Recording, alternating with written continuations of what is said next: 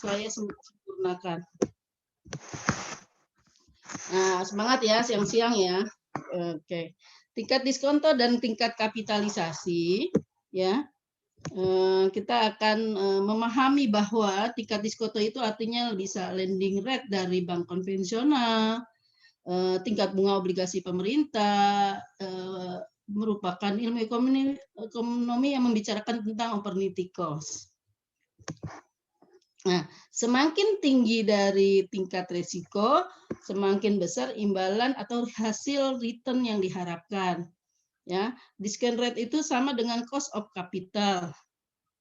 Discount rate ditentukan oleh kondisi pasar pada tanggal penilaian sesuai karakter tertentu dari investasi sesuai prinsip substitusi.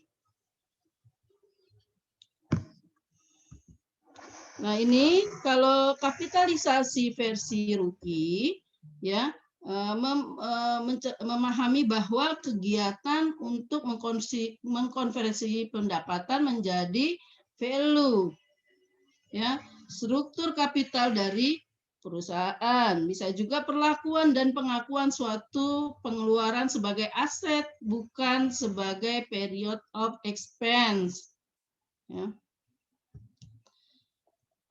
Untuk capital rate adalah suatu pembagi atau divisor denominator yang dinyatakan dalam presentase dan digunakan untuk mengkonversi membagi pendapatan menjadi indikasi nilai. Ya. Dibagi sebagai pembagi. Capitalization factor atau cap factor suatu multiple atau pengali yang digunakan untuk mengkonversi atau mengalihkan pendapatan menjadi indikasi nilai. Ya.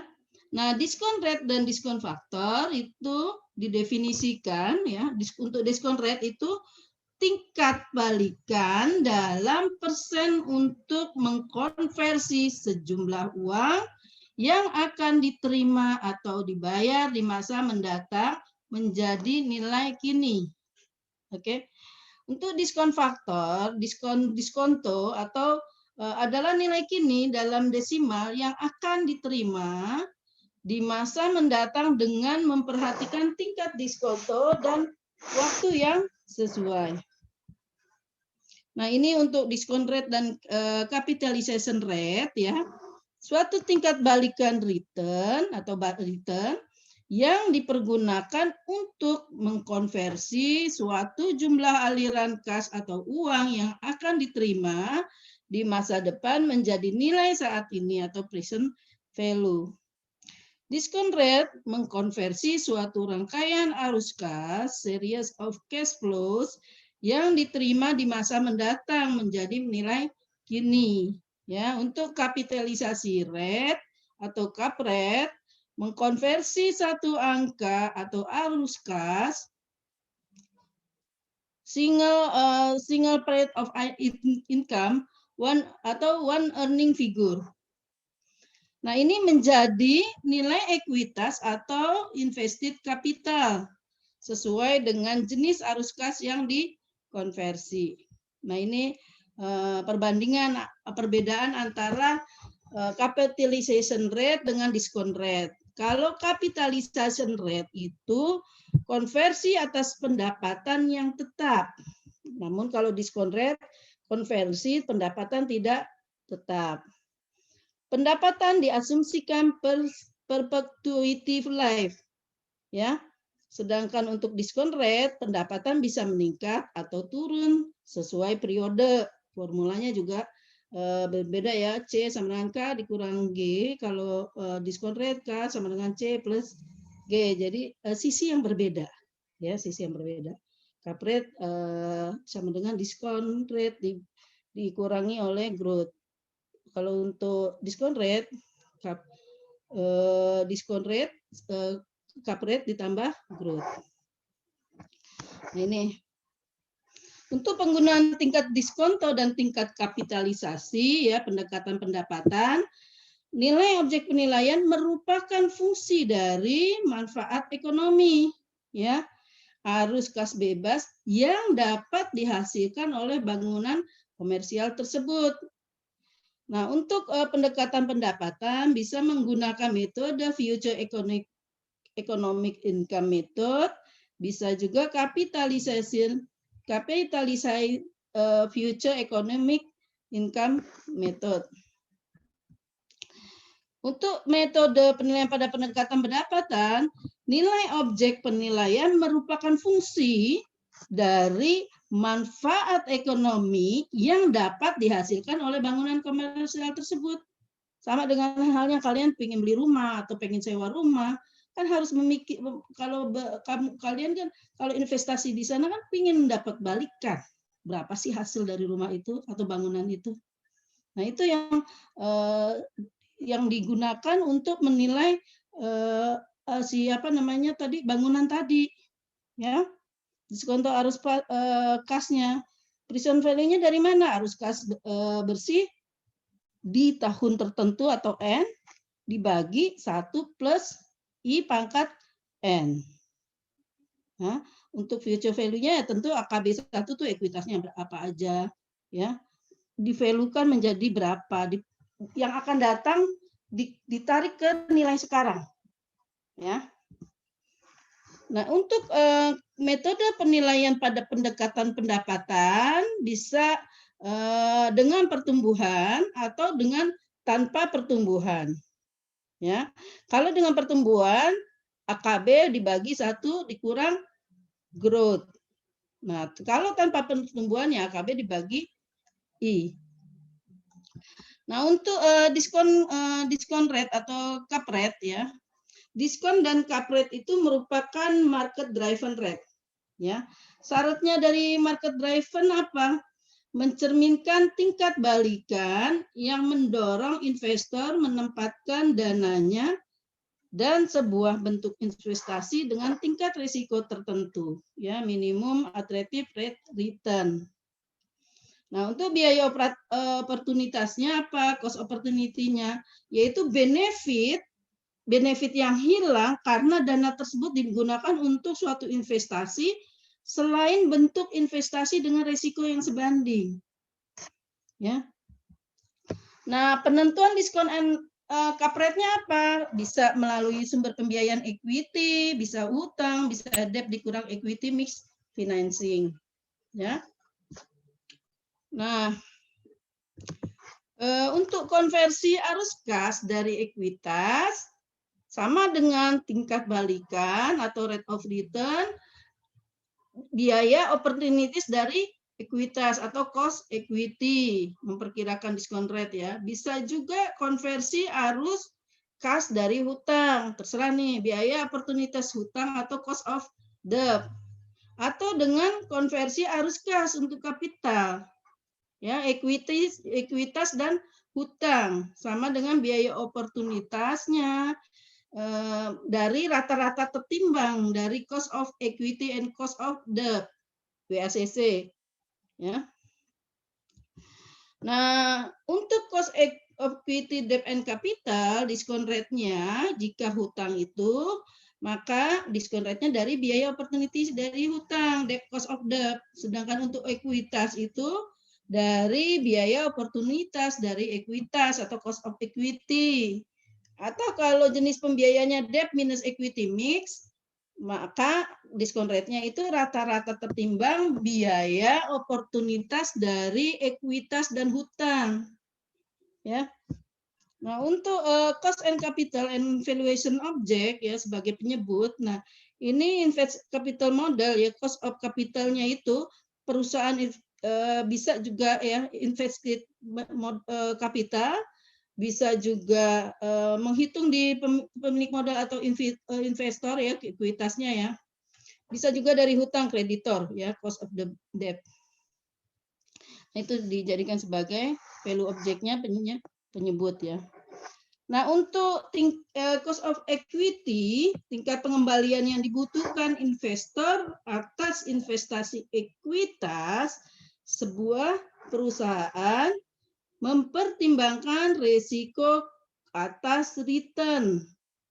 Ya, modal risiko dan pengembalian memerlukan menggunakan metode CAPM, ya, tingkat bebas risiko, ya, premi risiko perusahaan terhadap risiko pasar atau beta. Nah, untuk memperkirakan rate of return, semua hasil yield nih ya, ending price-nya, cash distribution dividennya, ya, entah itu bentuknya dividen, bunga, atau bunga dalam bentuk kas yang diterima, ditambah atau dikurang dari beginning price-nya, ya, dalam suatu nilai investasi, baru dibagi dengan beginning price. Nah, itu untuk menghitung atau memperkirakan rate of return, ya, cash return beginning price. Nah, ini contohnya. Ini perusahaan AOPXRS, ya, di awal Maret 2016 ini nilainya si B. Akhirnya di Maret akhir 2017 segini. Ada cash dividennya atau cash distribution segini. Dihitung dong return cash-nya. Return cash-nya itu kan cash distribution yang tadi di sini ya. Ditambah dengan ending dikurang beginning price. Ya. Dapat tuh cash return-nya. Berarti kalau rate return-nya ya tinggal dibagi. Ya, return of cash-nya dibagi dengan beginning-nya. Ini kan return of cash dibagi beginning. Nah, dari ke-6 perusahaan ini, kalau kalian sebagai investor, kira-kira kalian mau berinvestasi di perusahaan apa?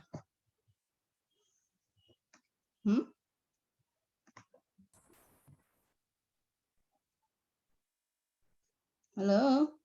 Oh, Bu. Perusahaan apa yang kalian mau investasikan? Oh, Bu. Oh, oke. Ada yang punya pendapat lain? Bu. Oke. Ibu mau tanya, kenapa kok A sih? Kenapa Karena return-nya tinggi, Bu. Return-nya tinggi. Yang lain ada pendapat lain?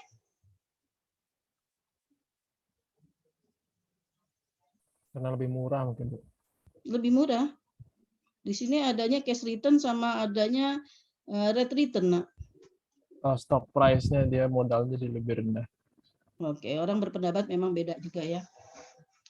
Tetapi dengan kalau dilihat S itu lebih beresiko, kenapa? Investor kan mengharapkan tingkat balikan yang lebih tinggi, dia maunya balikan yang tinggi. Tetapi memang beda-beda. Ada yang kalau saya mungkin saya milih X, tengah-tengah lah ya, antara risiko sama tingkat balikan. Jadi ada juga, ini tergantung ya, kadang-kadang sifat dari watak berisikonya si investor juga menjadi bahan pertimbangan bagaimana dia memilih suatu perusahaan untuk dia investasikan modalnya. Nah, ini untuk menentukan tingkat balikan ekuitas, tingkat diskonto atau balikan yang diinginkan oleh investor ya, bisa mengandung unsur tingkat balikan bebas risiko atau risk of free rate atau premi risiko ekuitas atau risk premium ya. Risiko risk premium itu ada dua, ada yang sistematis, ada yang tidak sistematis. Systematic risk sama unsystematic risk. Nanti kalian pelajari lagi ya materi-materi manajemen keuangan sama akuntansi ya. Ibu beberapa aja yang Ibu review. Nah, ini tingkat balikan bebas risiko atau risk free rate ya. Jumlah balikan yang menurut investor dapat direalisasikan selama periode dimilikinya investasi tersebut atau holding periodnya. Ya, unsur risk rate, free rate, rental rate penggunaan dana selama holding period, tidak jadinya pemilik dana menggunakan dana. Ya, sebentar ada.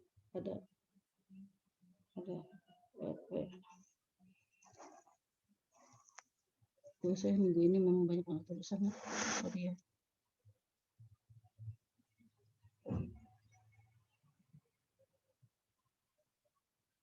Nanti overtime 20 menit, kalian habis ini ada mata kuliah lagi nggak, Nak? Ini Bu, ada bimbingan KTTA, Bu. Oh ya udah. Lanjut nanti potong Ibu aja ya, kalau udah nanti ada waktu lagi 20 menit saya tambahkan lagi. Saya punya hutang sama kalian 20 menit. Ya, Bu. Nggak apa-apa kok, Bu. Kalau Ibu sibuk. Enggak, ini tugas kita sama-sama tunaikan. Kadang-kadang memang kalau kerja tuh kita dalam waktu yang bersamaan punya beberapa tugas. Nggak apa-apa, Nak. Untuk risk free rate ya, rental rate penggunaan dana selama holding period ya, tidak jadinya pemilik dana menggunakan dana. Nah, ini balikan yang meliput tingkat inflasi yang diharapkan. Jadi investor juga banyak hal yang dia pertimbangkan untuk berinvestasi ya. Nah, ini tugas kalian nanti memang untuk menilai dari perusahaan tersebut. Nah, untuk premi risiko ekuitas atau risk premium, risiko sistematis, systematic risk ya. Ketidakpastian pendapatan mendatang atau sensitivitas balikan ekuitas terhadap fluktuasi ya, balikan ekuitas secara umum di pasar modal. Nah, ini dicerminkan oleh beta saham. Ketidakpastian return karena adanya sensitivitas balikan dari sekuritas yang berkaitan dengan fluktuasi dari pasar investasi. Ini apalagi kalau di Indonesia luar biasa, Nak, ya analisanya. Kalau materi kalian ini nih cocoknya untuk saham untuk investasi jangka panjang. Kalau you main saham harian pakai teori ini keteteran, Nak. Ya, keteteran karena perubahan harga tuh fluktuasinya cepat sekali. Ya. Nah, jadi beda ya sama scalper yang lagi musim tuh anak-anak muda bikin main jual beli saham harian. Tapi logika kalian kalau terbiasa memahami materi-materi seperti ini itu kalau main scalper asik. Tadi saya kemarin habis sambil bikin UAS soal UAS lumayan cuan sampai 900.000 pagi sebelum ini kan kemarin diklat biasa kalau pejabat suka telat. Saya beli barang, beli saham jebret, selesai diklat saya lihat wah naik 900 lumayan rezeki ya. Gitu, Nak ya. Karena apa? Kalau saham harian ini kalau udah biasa menghitung hal-hal seperti ini logika kalian terbentuk dengan sendirinya, yuk insting kalian ini kayaknya menang nih. Ini kalian kayaknya naik, ini turun. Kebentuk nanti, Nak. Ya, tetapi kalau untuk ketepatan untuk investasi jangka panjang, iya teori-teori ini bagus untuk menganalisa. Ya, elemen risiko sistematik ketidakpastian return karena adanya sensitivitas balikan dari sekuritas yang berkaitan dengan fluktuasi dari pasar investasi. Ya, pasar dicerminkan oleh indeks gabungan sekuritas atau risiko terkait pasar. Nah, ini untuk menentukan tingkat balikan ekuitas atau premi risiko ekuitas, risk premium, risiko tidak sistematis atau unsystematic risk, risiko yang terkait secara khusus dengan jenis investasi yang bersangkutan.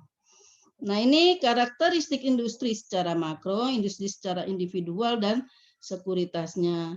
Nah, ini elemen tidak sistematis atau risiko non-pasar, elemen risiko yang mencerminkan pengaruh skala usaha atau size risk effect on risk. Ya, risiko spesifik atau spesifik risk premium yang melekat pada subjek investasi yang dinilai yang dapat diperkirakan berdasarkan analis keuangan dan perbandingan dengan perusahaan yang sepadan. Kemudian untuk menentukan tingkat balikan ekuitas ya di negara maju ya, elemen risiko sistematis dan tidak sistematis itu atau size effect dapat dikuantifikasi secara mudah karena datanya tersedia. Ya. Sedangkan elemen ketiga risiko spesifik merupakan judgement penilai, ya, berdasarkan analisis yang dilakukan terhadap subjek perusahaan yang dinilai maupun terhadap perusahaan pembanding. Nah, ini risk free rate, ya, bebas bunga risiko atau balikan yang tersedia pada suatu instrumen investasi di mana realisasinya tidak mungkin gagal.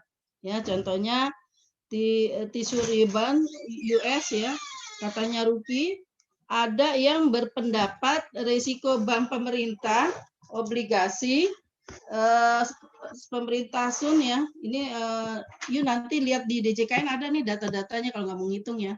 Obligasi Sun, produknya apa, kuponnya bagaimana. Ya, kemudian SBI, ya, sertifikat Bank Indonesia. Kalau untuk the equity risk premium di atas bunga bebas risiko investor tertentu, menginginkan tambahan balikan untuk menarik investasi dalam instrumen selain SUN, SBI atau deposito. Nah, tambahan ini untuk mengcover ya tambahan risiko yang mungkin timbul dalam investasi tersebut. Nah, ini untuk equity risk premium. Kalau hitungannya nanti mungkin minggu depan ya. Ibu bikin Excel-nya belum selesai. Nah, the equity risk premium ya terkait biaya kapital atau dikurang risiko adalah ketidakpastian atas terrealisasinya suatu balikan yang diharapkan diterima masa datang. Artinya ketidakpastian atau realisasinya suatu balikan yang diharapkan diterima di masa datang ya. Ini terkait biaya kapital dikurang risiko. Nah, pasar akan membeli lebih tinggi bila realisasi dari balikan yang diharapkan diterima lebih pasti. Nah, untuk terkait dengan future economic income, arus kas, dividen, earning, atau sebagainya ya, lebih tinggi resikonya, lebih rendah nilai kininya, sebaliknya lebih rendah resikonya, lebih kininya lebih tinggi. Ya, ini katanya teori ya, katanya teori. Prakteknya bisa berbeda. Nah, di equity risk premium, ya, premi yang dibutuhkan oleh ekuitas untuk mengcover resiko yang bersifat sistematis, yaitu resiko umum rata-rata dibandingkan bunga bebas risiko. Ya, suatu resiko premium atas ekuitas, misalkan A, ya, risiko ini diperlukan dikalikan dengan beta. Ya, ERP-nya apa? Selisih antara rata-rata balikan pasar atas sekelompok saham dengan bunga bebas risiko dikalikan dengan beta. Ini beta risk market dikurang risk free. Ya. Oke, kemudian the size and specific risk premium. Ya. Tambahan premi agar dapat menarik ekuitas ke dalam investasi terkait dampak skala usaha dan kondisi spesifik subjek perusahaan yang dinilai. Ya, membandingkan fluktuasi yang tidak pasti ya investasi saham A dengan rata-rata skala usaha dari perusahaan yang tergabung dalam IHSG. Kalau ibu nih nak kalau lagi main harian nih nak pilihnya indeks yang market capitalnya di atas 10T. Kalau nggak di atas 10T saya nggak mau main masuk. Itu yang paling sederhana. Lihat aja market capital yang gede karena apa fundamentalnya kuat. Kalau pun suatu waktu turun anytime bisa naik lagi. Nah, yang kayak gini ini kan kadang-kadang seorang penilai itu membutuhkan sebuah instingnya. Ya, insting ini kira-kira mau naiknya gimana? Dipelajari itu trennya. Ya, kalau kalian menilai perusahaan yang di bursa ya, bursa saham seperti itu. Ya, tetapi prakteknya sih gila kalau di Indonesia tuh. Kadang-kadang laporan keuangan biasa standar ini perusahaan sih besar ya. Saya bacain laporan keuangan bagus, sederhana, biasa gitu kinerjanya juga biasa. Tetapi harganya di luar di pasar saham harga tinggi. Gila di Indonesia itu benar-benar banyak sentimen pasarnya. Bisa juga di spek sama bandar, diguyur lagi sama bandar. Itu kalau udah keteteran lah kalau pakai teori ini untuk hitung harian. Ya, kalau untuk masa panjang bagus pakai teori-teori yang ada di sini. Tetapi pada ini yang kayak gini nih, the size and specific risk premium aja, ini nih untuk the size aja menjadi suatu kalau saya pakai ilmu ini pertimbangan pada saat saya ambil pagi ini gede, spread ambil. Saya diemin kemarin 900 ini tadi dapat lagi. Kemarin 400, kemarin 900. Enak kayak gitu ya. Ini pakai ini aja yang satu slide ini ya. Saya analisa ini kayaknya gede nih perusahaannya. Bagus ini ambil aja pagi siang sore jam istirahat isoma bisa juga kita jual lagi. Itu kalau mau main harian, tapi kalau punya duit nganggur kalau enggak jangan. Ya. Nah, the size specific risk premium ini investor juga akan memperhatikan premi risiko atau situasi kondisi spesifik yang dalam berinvestasi, ya. Misalkan saham perusahaan A, apakah perusahaan menunjukkan pertumbuhan yang mantap, ya kan? Lihat dari trend rate, ya, trennya grafiknya seperti apa. Rasio keuangannya lebih baik jika dibandingkan perusahaan pembanding, ya. Makanya saya ngambil market capitalnya yang di atas 10T di Indonesia ya. Kalau di luar saya nggak tahu. Fluktuasi pergerakan harga saham jika dibandingkan dengan perusahaan lain. Nah, risiko yang mungkin terjadi menjadi investor meminta tambahan balikan atau investasi dan adalah saham perusahaan dalam perusahaan A, ya. Ini sebenarnya ilmu kalian ilmu mahal nih nak, kalau dipraktekin bisa jadi duit. Saya tadi 2 slide aja bisa sehari gope 1 juta lumayan. Ya. Komponen cost of equity, ya ini untuk memotivasi kalian aja mempelajari materi ini. Ya, emang kayaknya bosan gitu kayak baca slide, tapi setiap kalimatnya itu mengandung sesuatu nilai di luaran ya. Komponen cost of equity, ya komponen bunga bebas risiko. Kalau di Amerika diaplikasikan atau diambil dari USE Treasury Bond, ya diambil yang 20 tahun, 5 tahun atau yang 30 hari. Ini catatan ya, kalau di Indonesia itu SBI atau deposito 1 tahun, BNI 46 atau BRI atau SBI biasanya SBI ini bukan untuk umum, ya. Premi untuk risiko sistematis, perkiraan balikan rata-rata di pasar saham dikurangi bunga bebas risiko, ya dikali dimodifikasi dengan faktor konstanta yang disebut beta atau dalam formula RM-RF dikali beta. Nah, ini dengan mudah dapat dihitung. Di Amerika itu ada datanya, ya seperti Robertson, ASOC, ya, value line SBBI, yearbook, ya, hitungan secara statistik dari 26 sampai 60 di Amerika itu market risk premium atau RM-RF berkisar 5,5%, 5,5% itu tinggi. Mesti pasti negara maju kalau di atas 5%. Ya.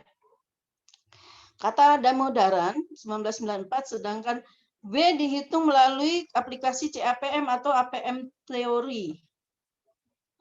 Kalau di Indonesia belum ada lembaga yang menjadikan data yang dapat diakses untuk mengaplikasikan CAPM. Selain itu pasar modal kita masih muda ya, katanya sih masih muda, harusnya sih udah tumbuh ya. Sehingga data dianggap belum terpresentatif dan normal. Demoderasi memprediksi premi risiko sekitar 7,5% jika kondisi politik stabil. Ya, kalau untuk pasar emerging seperti Indonesia. Nah, ini untuk komponen cost of equity, dampak skala usaha terhadap risiko. Berdasarkan penelitian di Amerika, saham-saham perusahaan yang lebih kecil dari SP500 ternyata peka dan berisiko. Ya, sehingga tambahan return untuk menarik investor diperlukan. Ya, data Elbowbotson menyebutkan bahwa tambahan premi tersebut wajar untuk perusahaan dengan kapitalisasi saham kurang dari 150 M. Nah, di sini ya perlu dikaji apakah benar bahwa skala kecil lebih berisiko daripada yang besar. Ya, melihat kenyataan saat ini. Karena itu perlu tidaknya diberikan, dapat dikaji dan analisis keuangan perusahaan yang bersangkutan. Ya, tergantung sih kalau balik lagi tadi investornya mau berisiko atau tidak. Ada yang berani yang risiko rendah. Ada kalau pasar saham tuh ada yang si masdarnya A, B, C, ada yang berani tuh main di bawah 500 M juga berani main di yang capital market di bawah 500 M, yang penting naik turunnya cepat. Nah itu saya sih nggak sanggup kalau untuk lihat yang itu, karena memprediksinya kayaknya lebih banyak istilahnya saham gorengan. Kalau yang market capitalnya yang fundamentalnya kuat kan kitanya tenang. Kalau saya sih bukan tipikal orang yang berspekulasi, ya jadi cari yang fundamentalnya kuat, jadinya tuh uang aman lah istilahnya. Nah, karena itu ya perlu tidaknya diberikan dapat dikaji analisa keuangan perusahaan yang bersangkutan. Tapi kalau kalian sebagai penilai untuk dapat data ini tidak sesulit teman-teman pemeriksa pajak. Ya, kalau penilaian karena dia butuh hasil penilaian kita, datanya dikasih semua tuh. Bahkan lebih valid dibanding jika dia sedang dilakukan pemeriksaan pajak. Ya, sebenarnya kalian tuh ilmu kalian masih banyak dibutuhkan tuh di DJP. Ya, ini saya berapa hari kan baca ini pemeriksaan buat analisa kerjasama, penilaian untuk potensi pajak banyak nak. Ya, penilaian untuk lelang, luas sekali ilmu kalian banyak bisa dipakai di beberapa unit kerja. Jadi dipakarilah diri kalian ya. Nah, untuk premi risiko spesifik, adjustment dari penilai bisa positif atau negatif dan didasarkan pada analisis keuangan serta rasio dari subjek perusahaan. Ya, perusahaan pembanding dan rata-rata industri di Amerika sendiri tidak ada formula untuk mengkuantifikasi elemen ini. Ya. Penilai secara mendalam perlu mengaplikasikan analisis keuangan dan rasio yang sekaligus juga ya digunakan sebagai pertimbangan tambahan premi elemen. Ya, dibuka-buka lagi ya materi akuntansi sama manajemen keuangan.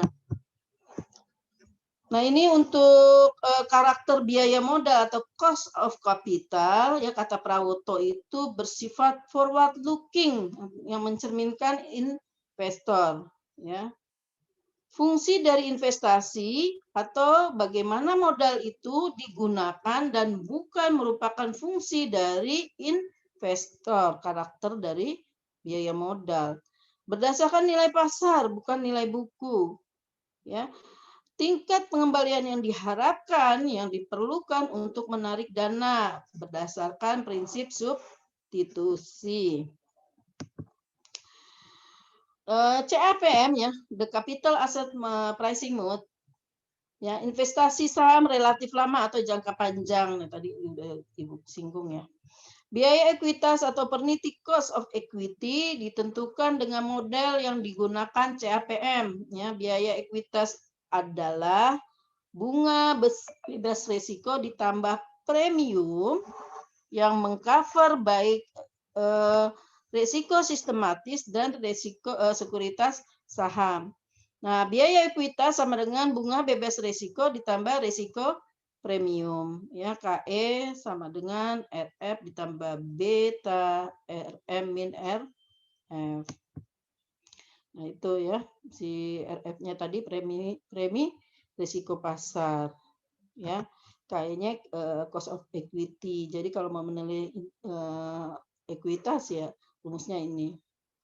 Ya, RF itu tingkat return bebas risiko.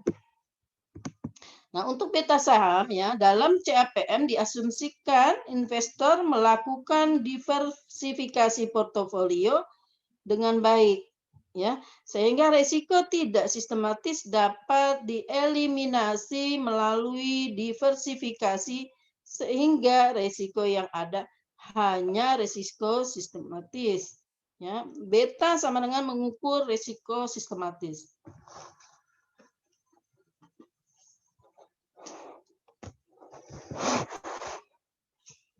Beta sama dengan suatu fungsi dari hubungan antara balikan sekuritas dan balikan pasar, ya market return, yang diukur dengan indeks pasar saham, misalnya indeks Standard & Poor's sama dengan 500 stock composite index, ya di Dow Jones atau ya IHSG.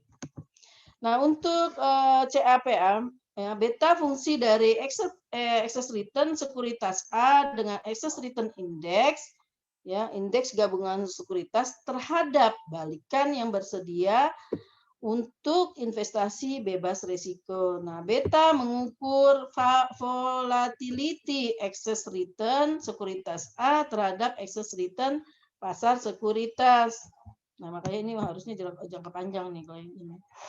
Nah, indeks gabungan secara keseluruhan rata-rata beta adalah 1.0. Ya, jika excess return sekuritas A terhadap balikan bunga bebas risiko lebih besar dari excess return index gabungan terhadap bunga bebas risiko, maka beta sekuritas A lebih besar dari 1.0. Nah, bila perbedaan antara balikan sekuritas A dan balikan bebas risiko cenderung lebih kecil daripada perbedaan antara balikan indeks gabungan dengan balikan bebas risiko, maka beta sekuritas A akan lebih kecil dari 0. Nah, ini rumusnya ya, varians ya beta dengan varians sec S sama dengan SP, SP indeks per varians dari SP indeks yang bersangkutan, ya. Nah, ini bulannya balikannya security A, SP index balikannya conference, oh iya dulu variance. Just a minute, Nak. Saya lupa kayaknya ada yang ingin saya sampaikan kok lewat ya. Nah, nanti aja di premium. Nah, variance ya ini intervalnya ya bulannya. Nah, ini rata-ratanya 10 tahun atau 120 balikan atas dasar harga akhir bulan pembayaran dividen ya, balikan didasari pada akhir bulan SP index. Nah, itu.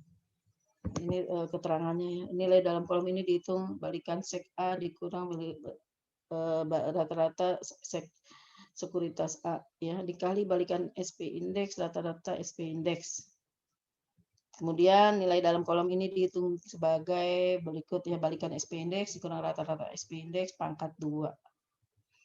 Nah, ini rata-rata dari kolom ini conference dari security A dan SP index. Nah, ini betanya ya. Conference A SP index bagi variance SP index. Angkanya berapa tadi? 0,175 ya, dibagi ini jadi 0,9. Nah, ini misalkan ya bunga risikonya 18%, premi risikonya 7,5%, ya market risk premiumnya selisih antara balikan saham indeks gabungan dan bunga bebas risiko. Dan beta 05 maka biaya opportunity-nya akan atau balikan untuk ekuitas sama dengan 18% ditambah 0,9 dikali 755 sama dengan 24,75 atau 25%. Nah, ini sebentar Nak, ada yang Ibu ingin perlihatkan ke kalian ya, untuk mencari data country default spread and risk premiums, bisa dihitung, bisa juga cari datanya. Sebentar Nak, ini udah saya cari ketemu.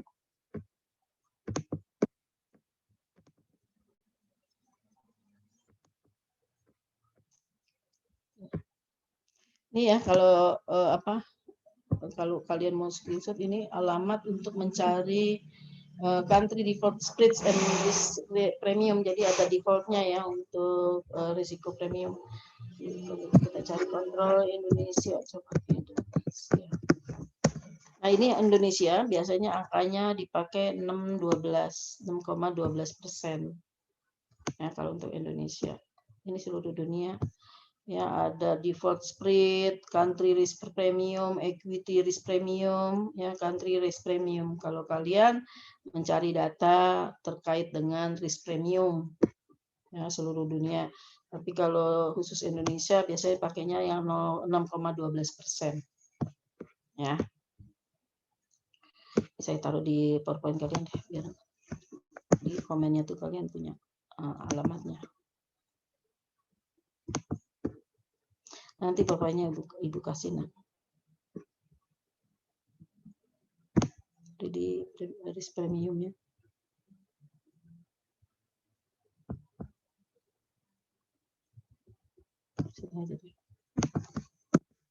Oke, kita balik lagi ke PowerPoint ya. Kalian harus banyak membaca googling juga ya, googling data-data tuh enak sekali kalau di zaman kalian Nak. Apa namanya? Banyak kemudahan kalian karena adanya teknologi. Oke, untuk PowerPoint udah balik lagi ya Nak ya. Balikan ekuitas ya, bila bunga bebas risiko 18%, premi risiko 7,5%, ya market risk premium selisih antara balikan saham indeks gabungan dan bunga bebas risiko. Ya ini kalau ini diketahui ya, kalau nggak diketahui bisa cari itu nanti di googling. Dan beta 0,9, maka biaya opportunities atau balikan untuk ekuitas itu 18% ditambah tadi ya siapa beta dikali premi risiko. Jadi balikan ekuitasnya sekitar 25%, ini pembulatan.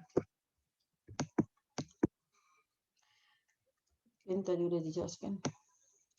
Cost of equity belum ya? Nah, untuk cost equity itu rumusnya sama ya, tingkat return bebas risiko ditambah beta ya dikali dengan premi risiko pasar. Nah, ini untuk dividen growth model, ya DGM, menyatakan bahwa biaya ekuitas harapan dividen yang akan diterima di tahun berikutnya, expected dividend, dibagi harga saham saat ini ditambah dengan perkiraan pertumbuhan dividen. Umumnya diaplikasikan untuk perusahaan yang pertumbuhannya stabil. Ya, misal perusahaan B membagi dividen tahun 2016 sebesar 150. Harga sahamnya 1.150, ya. Perkiraan pertumbuhan dividen tahun ini sebesar 5%, ya. Biaya balikan ekuitasnya berapa? Perkiraan dividennya ya 1,05 dikali 150 sama dengan sekian. Biaya balikannya 0,15 dibagi 15%. Oke. Nah, untuk keterangan penggunaan model dividen ini, growth model, sulit memperkirakan tingkat pertumbuhan dividen karena memang fluktuatif sekali kondisi baik harga sahamnya maupun itunya kinerja perusahaannya. Ya, faktor pembentuk harga saham tidak hanya dipengaruhi oleh faktor dividen. Ya, kata penelitian pengaruh dividen itu harga sahamnya terhadap harga saham hanya 11,8%. Ini apalagi kalau di Indonesia, ya, pembentuk harga saham itu lebih apa ya? Banyak faktor yang mengintervensi harga tersebut, baik yang harian maupun yang jangka panjang. Ya. Oke. Untuk mengambil data pasar, biaya ekuitas ditentukan berdasarkan data pasar dengan mengkonversi cap faktor, ya faktor pengaruh atau multiple atau price earning rasio dari perusahaan pembanding. Nah, perusahaan sepadan dan sebanding, misal tingkat pertumbuhan perusahaan dinilai 3%, maka PE-nya adalah 4, maka cap rate dari PE tersebut itu 1/4, ya 1/4, 25%. Maka tingkat diskontonya 25% ditambah tingkat pertumbuhannya 28%. Nah, untuk tingkat balikan ekuitas alternatif lain katanya Pratt dan Ruki yaitu dengan biaya oportunitas ekuitas, yaitu menilai tingkat suku bunga hutang perusahaan yang dinilai ditambah dengan perkiraan risk equity premium, ya, atau bisa juga dari data pasar atau build up. Nah, ini untuk hal-hal yang perlu diperhatikan dalam menghitung biaya oportunitas ekuitas, yaitu biaya oportunitas ekuitas harus lebih besar dari bunga bebas resiko. Harus lebih tinggi dari bunga pinjaman, ya, karena pinjaman dijamin collaterate 125% dan pinjaman dapat hak pembayaran lebih dahulu. Ini kalau misalkan minta utangnya 100 juta, dapatnya berapa nih pinjamannya? Kalau kolateralnya 125. 75 juta ya, dapatnya 75 juta. Nah, spread antara bunga bebas risiko dengan biaya ekuitas harus lebih tinggi dari spread atas bank atau pinjaman. Nah, bila spread bunga pinjamannya 7%, kira-kira tuh berapa premi yang ditambahkan? Ini kalau kayak gini sih ngitungnya gini, nak, jangan menghafal, mempersepsi kejadian. Ya. Hal-hal yang perlu diperhatikan dalam menghitung biaya oportunitas ekuitas adalah bila yang dinilai majority interest, maka ya karena ada kontrol terhadap perusahaan, maka premium akan lebih kecil, ya bisa lebih kecil, tetapi tetap lebih besar dari premi untuk pinjaman. Iya dong, biar nggak rugi. Ya.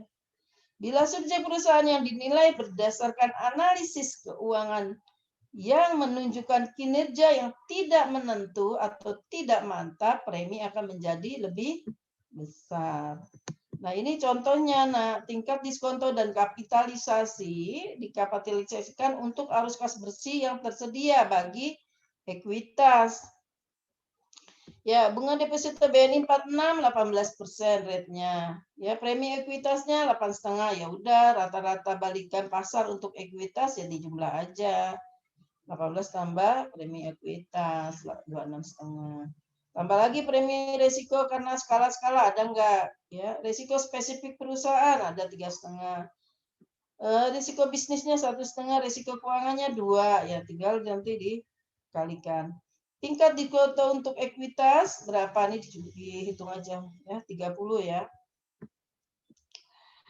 Nah ini tingkat diskonto untuk sekuritas 30 dikurang tingkat pertumbuhan laba bersihnya 5%. Jadi tingkat kapitalisasi ekuitasnya 25%. Nah ini penjelasannya ya.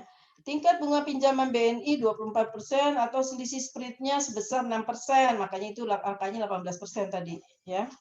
Untuk ekuitas diberikan tambahan premi 2,5%.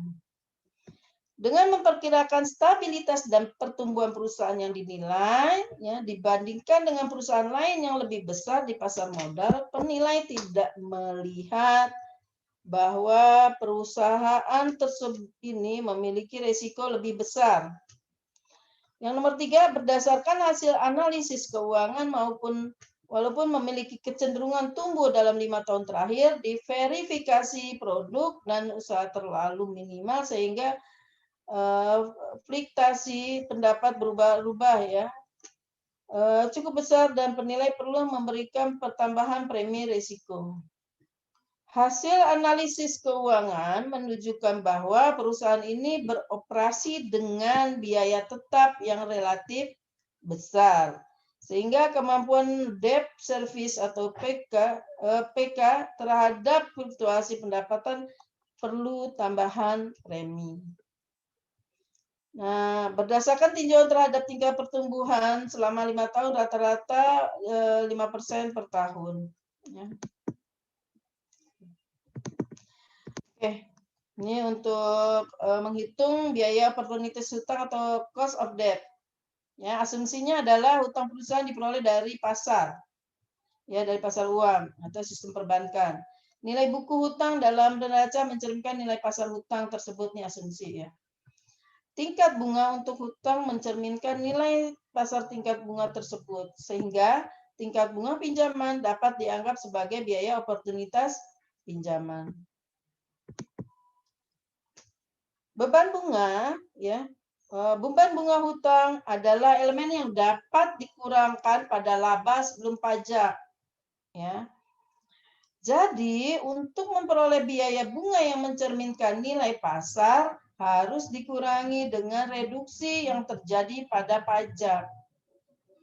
Dalam hal biaya bunga akan digunakan sebagai salah satu faktor, ya, dalam menetapkan tingkat diskonto ya, terhadap kapitalisasi untuk invested capital, tingkat bunga dikurangi dengan tingkat pajak. Nah, I-min tax rate. Nah, ini untuk market yield to maturity. Ya, ini ada yang bisa pakai market data atau pakai Excel. Ya, ini kan ada di manajemen keuangan. Ya. Ibu sih tinggal kopas aja nih PowerPoint ini. Ya, corporate bond spread stable, ini tinggal dicek ratingnya mana yang mau dilihat berapa tahun maturity-nya ya, stable maturity-nya. Oke. Ini udah dibahas di materi manajemen keuangan. Oke. Kemudian calculating the yield to maturity ya, ada formulanya seperti ini, YTM-nya ini kupon ditambah maturity value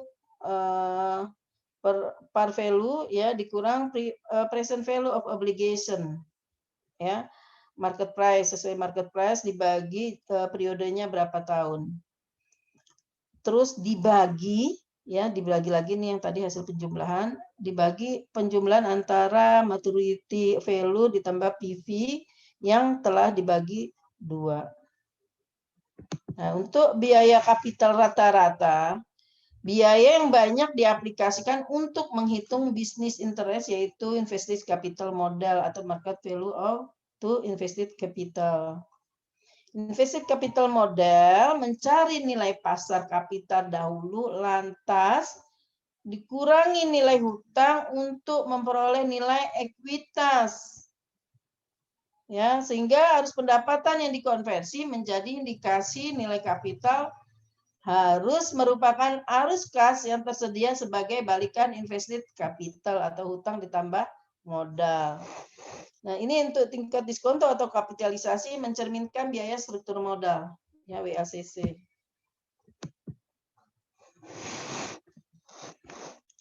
Untuk nilai perusahaan ya.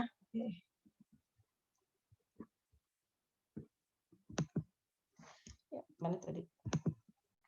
Nilai perusahaan selalu mengacu nilai pasar struktur kapital atau long term debt ditambah equity, ya, utang jangka panjang. Dalam penilaian bisnis, struktur kapitalnya mencakup semua hutang yang berbunga. Ya, proporsi komposisinya diperoleh WACC. Ya. Nah, WACC itu tingkat bunga minimum yang cukup menarik bagi penyedia kapital agar mau menginvestasikan pada jenis investasi yang dinilai. Nah, ini ya WACC. Ya, biaya ekuitas ditambah persentase ekuitas invested capital dikali biaya atau tingkat bunga hutang, ya. 1 dikurang tingkat pajak perseroan dikali WD-nya, nian hutangnya, ya, persentase hutang. Jika biaya ekuitas 30%, tingkat bunga 24%, ya, proporsi ekuitas dalam struktur kapital 60%, sehingga hutangnya berarti 40% ya. Pajaknya 30%. Nah, ini WACC-nya dapat angka 0,2472 dibagi 24%. Nah, ini untuk cost of debt-nya ya. Cost of debt merupakan biaya yang dikeluarkan oleh perusahaan untuk membiayai perusahaan dengan menerbitkan surat utang bunga atau interest bearing debt. Ya. KD sama dengan bunga per pokok pinjaman kali 100%. Beban bunga merupakan pengurangan pajak. Ya. Nah, KD sama dengan KD dikali KD aksennya. 1 minus tax rate. Nah, ini cost of capital atau penyebut ya, tingkat pendapatan yang diharapkan oleh pasar ya, biaya opportunity atau opportunity cost. Semakin tinggi resiko, semakin besar pula hasil yang diharapkan. Prinsip substitusi, prinsipnya di prinsip of substitusi. Jadi cost of capital itu diposisikan sebagai nanti penyebutnya. Nah, setiap komponen dalam struktur pembiayaan sebuah perusahaan memiliki biaya tertentu. Ya, komponen-komponen biaya tersebut membentuk biaya modal rata-rata tertimbang atau dikenal dengan WACC. Nah, debt of debt atau biaya hutang, KD tingkat bunga pinjaman. Bisa juga menilai cost of equity ya, biaya ekuitasnya KE CAPP. CAPM-nya dari mana? CAPM-nya dari KE sama dengan RF plus beta dikali RM min RF, ya, premi risiko pasar, ya, cost equity tingkatan belum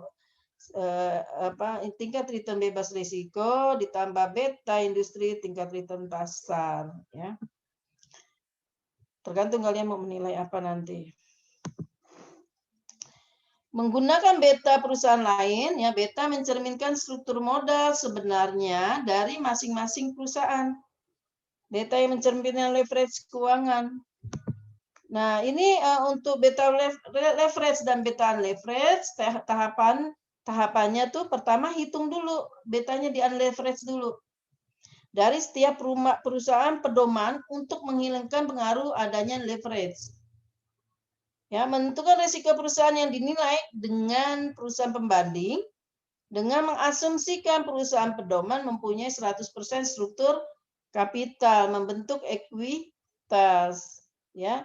Beta tersebut kemudian di leverage kembali, habis di unleverage kemudian di leverage kembali sesuai dengan tingkat leverage yang ada.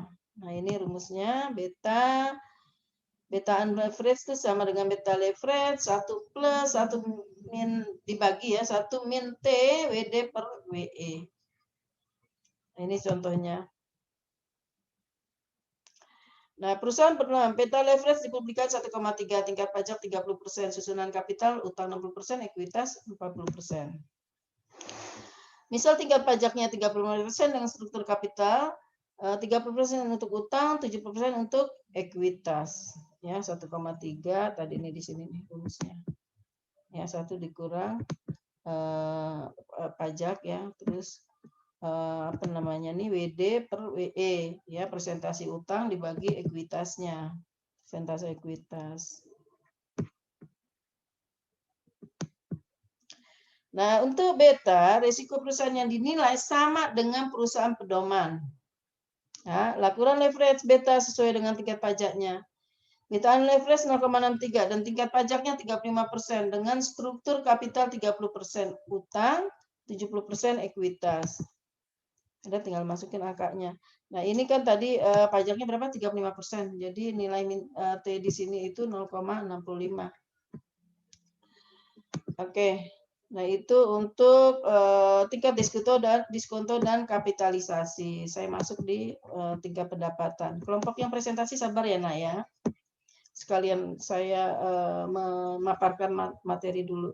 Sebentar saya carikan dulu.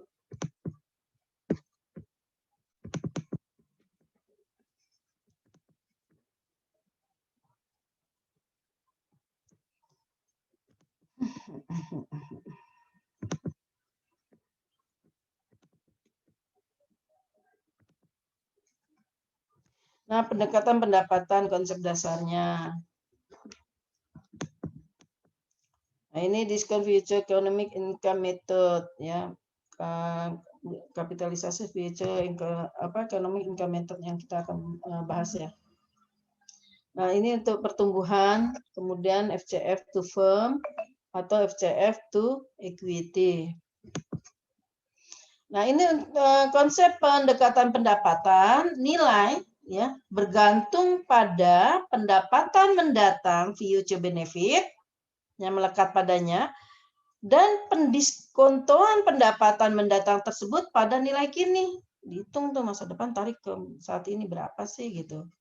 Nah, semua pendapatan tersebut dikonversi menjadi indikasi nilai ya, berdasarkan suatu tingkat diskonto atau kapitalisasi tingkat balikan yang sesuai dengan jenis dan waktu diterimanya pendapatan tersebut.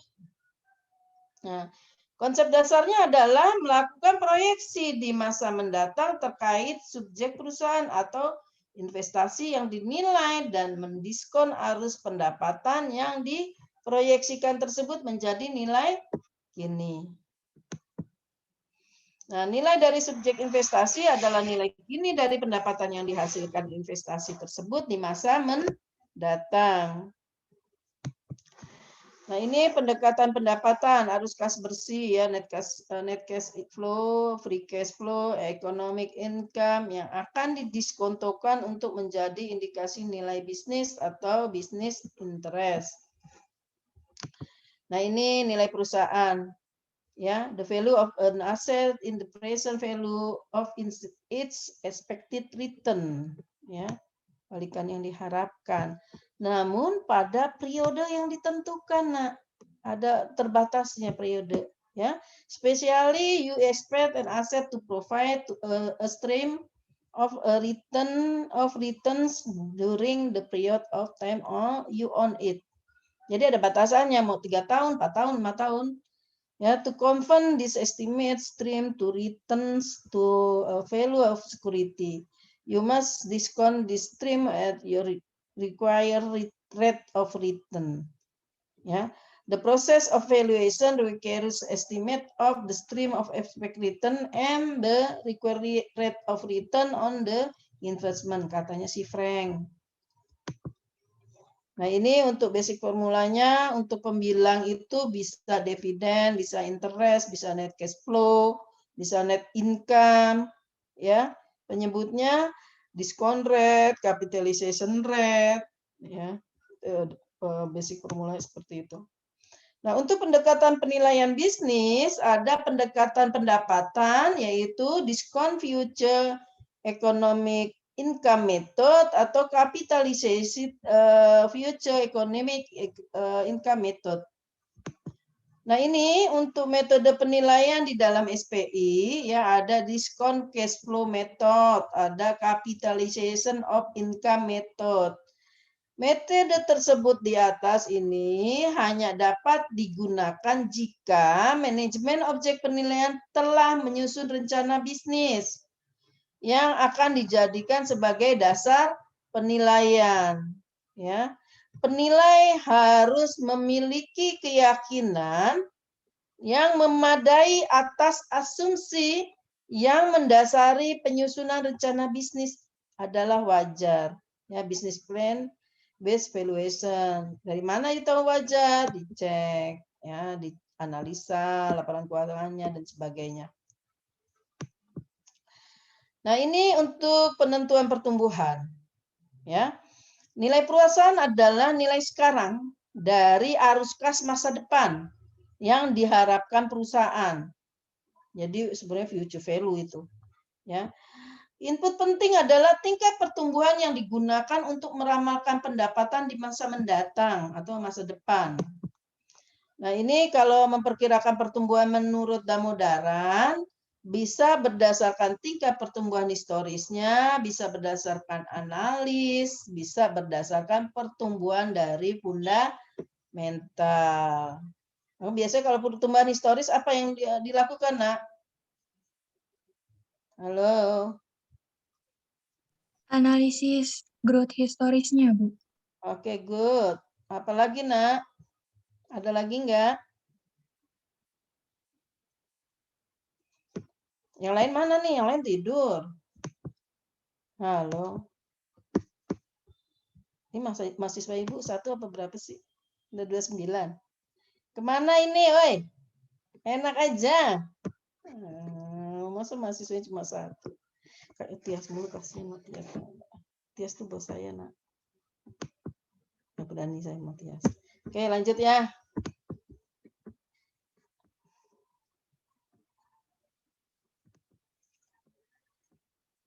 Nah, ini ya.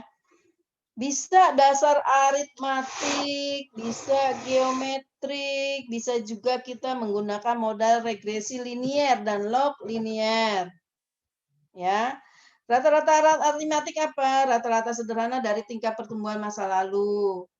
Ya, lihat tadi jumlah datanya berapa, ntar bikin rata-rata. Mempertimbangkan penggabungan yang terjadi dari periode ke periode. Rata-rata geometris lebih akurat dari pertumbuhan sebenarnya dalam pendapatan masa lalu, terutama ketika pertumbuhan dari tahun ke tahun tidak menentu.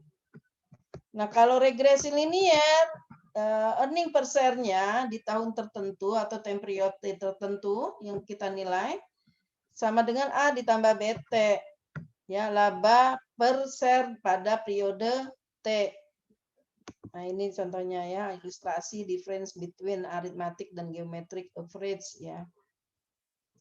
Ini dari tahun 1994 sampai tahun 1999 ya.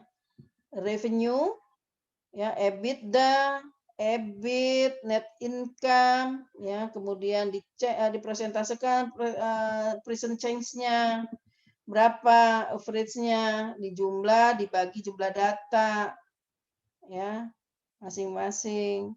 Nih coba nih dijumlah, terus bagi berapa nih? 1, 2, 3, 4, 5. Terus bagi 5 dan seterusnya. Ini juga seperti itu. Ya. Geometric average dari mana? Earning tahun 99 dibagi earning tahun 1994. Pangkat 1/5. Ya, datanya berapa? 1, 2, 3, 4, 5. Karena yang dihitung kan setelah ada perubahan tuh. Dikurang 1 atau pertumbuhan, sorry. Nah, semua sama. Dapat tuh dihitung. Ya, EPS-nya berapa? Ya, presentasinya dapat dihitung, ya dari EPS-nya diterima, dihitung. Ya udah, ditinggal rata-rata arithmetic laba per saham berapa dihitung rata-ratanya. 3 pertumbuhan rata-rata geometris dalam laba per saham. 13,6. Nah, ini untuk regresi. Ya, nanti kalau nilai regresinya sudah dapat, ini koefisiennya diambil untuk membagi sebagai presentase pertumbuhan laba per saham dengan membagi perubahan koefisien ini dengan rata-rata laba per lembar saham. Itu kita bisa menentukan tingkat pertumbuhan laba per sahamnya, koefisien regresi linear dibagi rata-rata IPS. Ya. Meregresi LN-nya, ya, log-in-nya, ya, EPS terhadap variabel waktu, regresi linear log. Ya, ini diambil dari dari hitungannya tadi. Nah, untuk pendapatan laba negatif, ya, penggunaan data negatif atau meaningless, regresi long linear, EPS harus lebih besar dari 0 agar transformasi log-nya ada. Ya, hasil pengolahan data tidak dapat digunakan, maka kalau hasil seperti ini akan menyesatkan.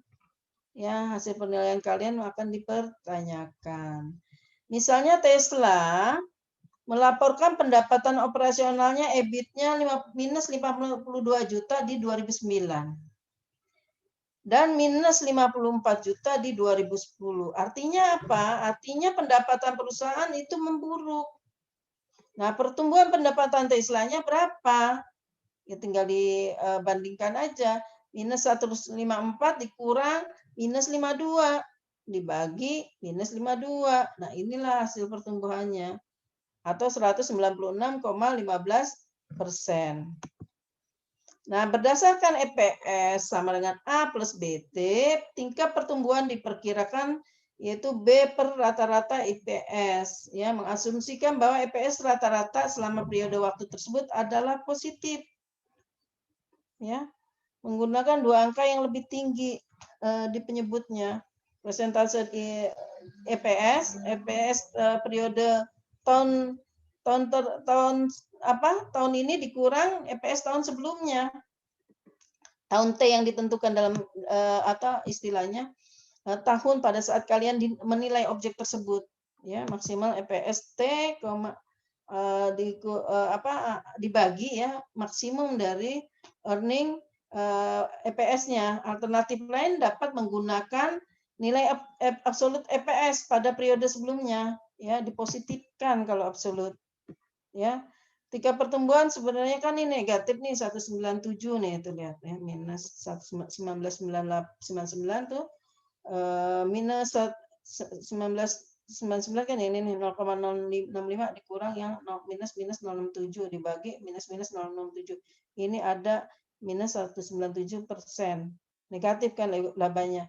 Mengganti laba per saham aktual ke denominator dengan nilai absolut. Ya, tingkat pertumbuhan pendapatan nilai mutlaknya berapa? Ya udah dimutlakkan aja. Nilai mutlak itu kalau dalam matematik dipositifkan ya, nilai mutlaknya. Ya, menggunakan laba per saham yang lebih tinggi dari 2 tahun tersebut, yaitu tingkat pertumbuhan pendapatan tahun 99 nilai yang lebih tinggi, ya, sama dengan nih ya 0,065 dikurang 0 minus 067 dibagi 0 per 0,05 dibagi yang 99. Itu nilainya pertumbuhan pendapatannya 203%. Nah, ini untuk rangkaian waktu time series IPS, ya. Sebentar. Kalian sampai jam berapa, Nak? Sampai jam 4, Bu. Jam 4 ya, masih 1 jam. Oke, saya tunggu dikit deh. Sebentar saya paruh untuk mudah-mudahan sampai summary cukup ya. Nah, ini untuk model Sarima ya, model rangkaian waktu. Ini tadi model model rangkaian waktu time series untuk memprediksi earning per EPS. Ya, model ARIMA, auto regressive integrative moving average atau model Box-Jenkins, ya, memodelkan nilai dalam deret waktu sebagai kombinasi linier, ya, dari nilai masa lalu dan kesalahan masa lalu atau guncangan. Ini saya belum sih ya pernah membaca, belum membaca guncangan di sini seperti kondisi pandemik gini ya, hasil riset yang terbaru saya belum pernah dapat ya. Data historis digunakan yaitu model ini sesuai selama tidak menunjukkan tren waktu atau ketergantungan pada peristiwa. Nah ini ya, atau variabel luar biasa, variabel luar. Jadi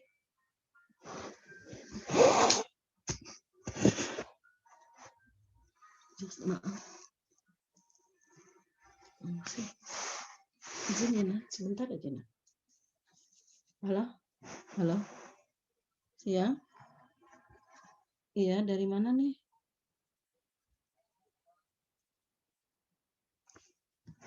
Bapak, boleh nggak saya ditulis WA dulu deh, nanti saya hubungin Bapak ya. Mohon maaf, saya masih ngajar, Nak. Ini.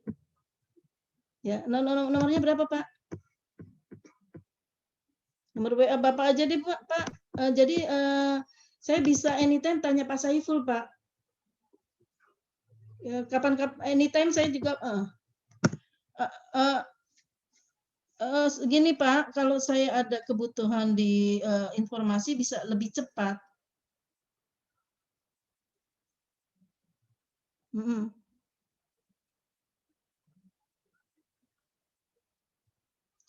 Ya udah. Atau Pak nanti sebentar lagi, mohon maaf Pak, 1 jam lagi saya hubungin saya boleh ya Pak? Ya, makasih ya Pak ya. Ya. Ya.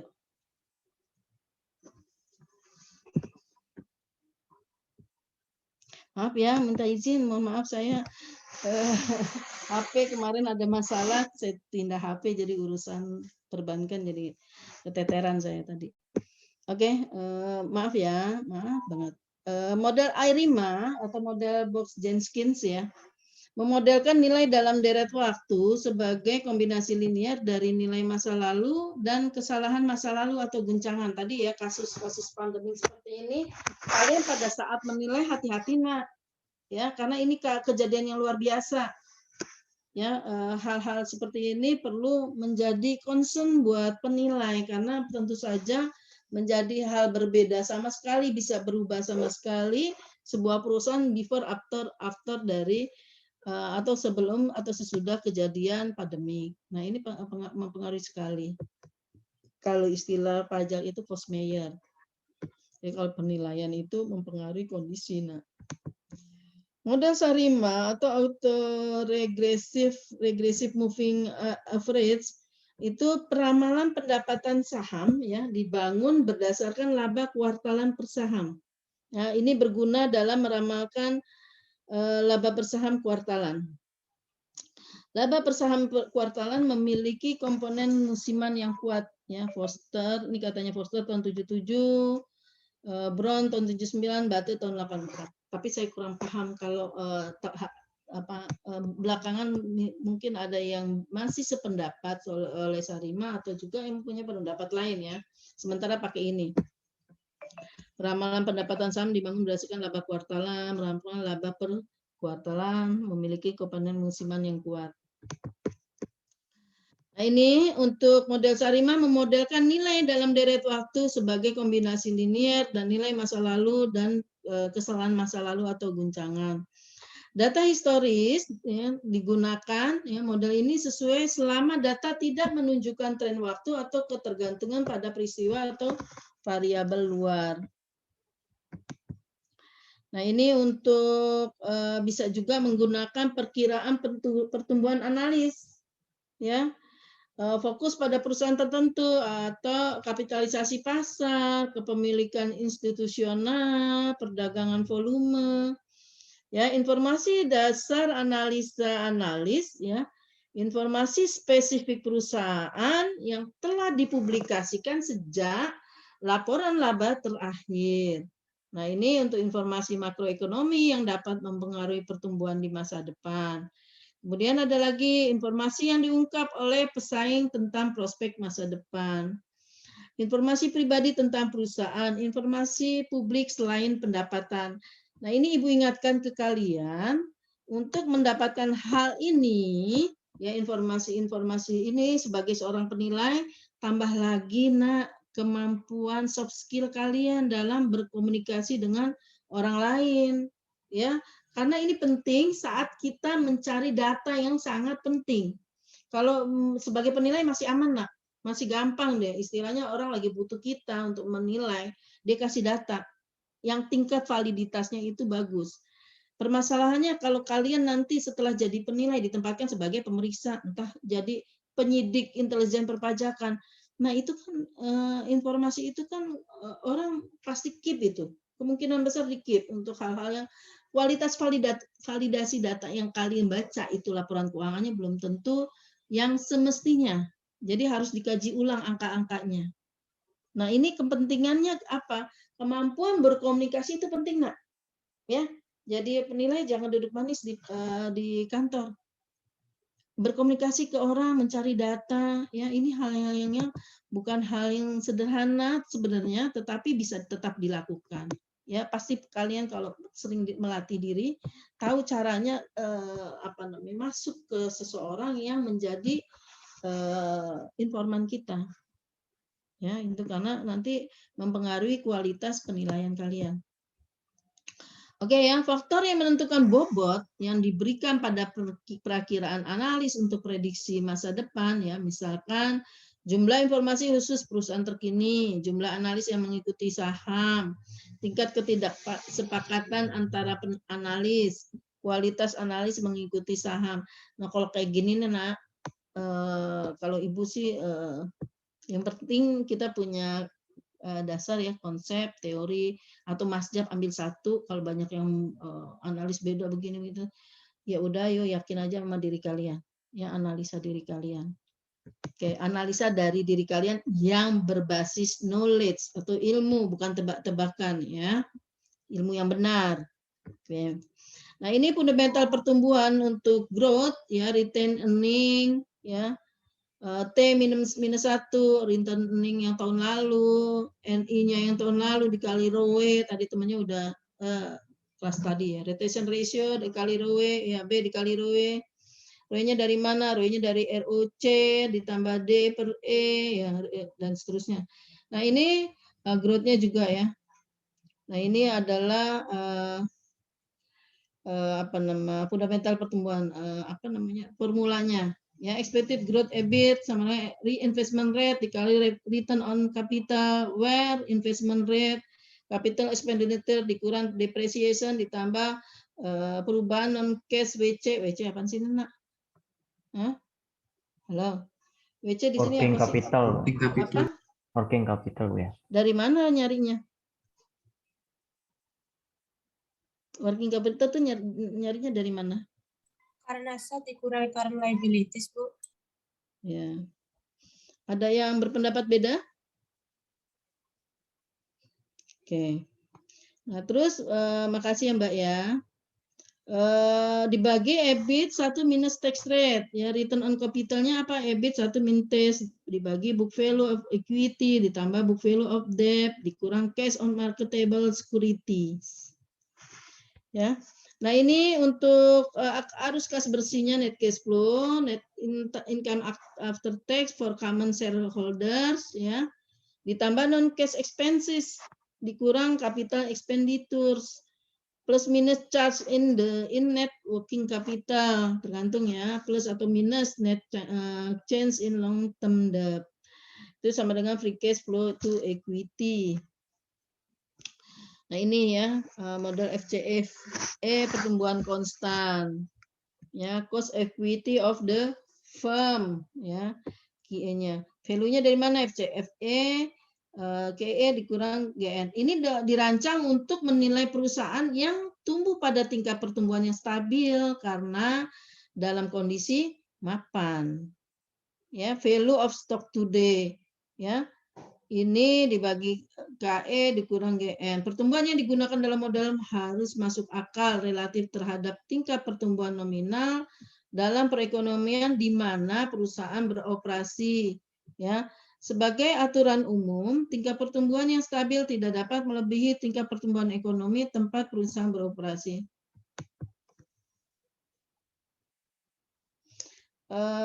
Free cash flow to equity. Nah, ini pada saat you akan menilai equity ya, FCF dari equity.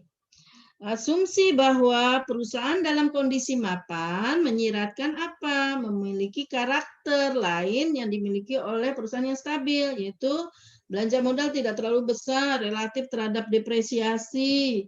Ya, perusahaan memiliki risiko rata-rata, beta ekuitasnya harus mendekati. Nah, ini untuk yang tadi kan satu tahap ya. Yang ini satu tahap, ini yang dua tahap. Ya, fresh cash flow to equity dengan formula yang dua tahap. Dirancang juga ya untuk nilai perusahaan yang diharapkan tumbuh jauh lebih cepat daripada perusahaan yang stabil pada periode awal dan pada tingkat yang stabil setelah itu. Nah, ini value-nya sama dengan present value of FCFE ditambah present value of terminal price.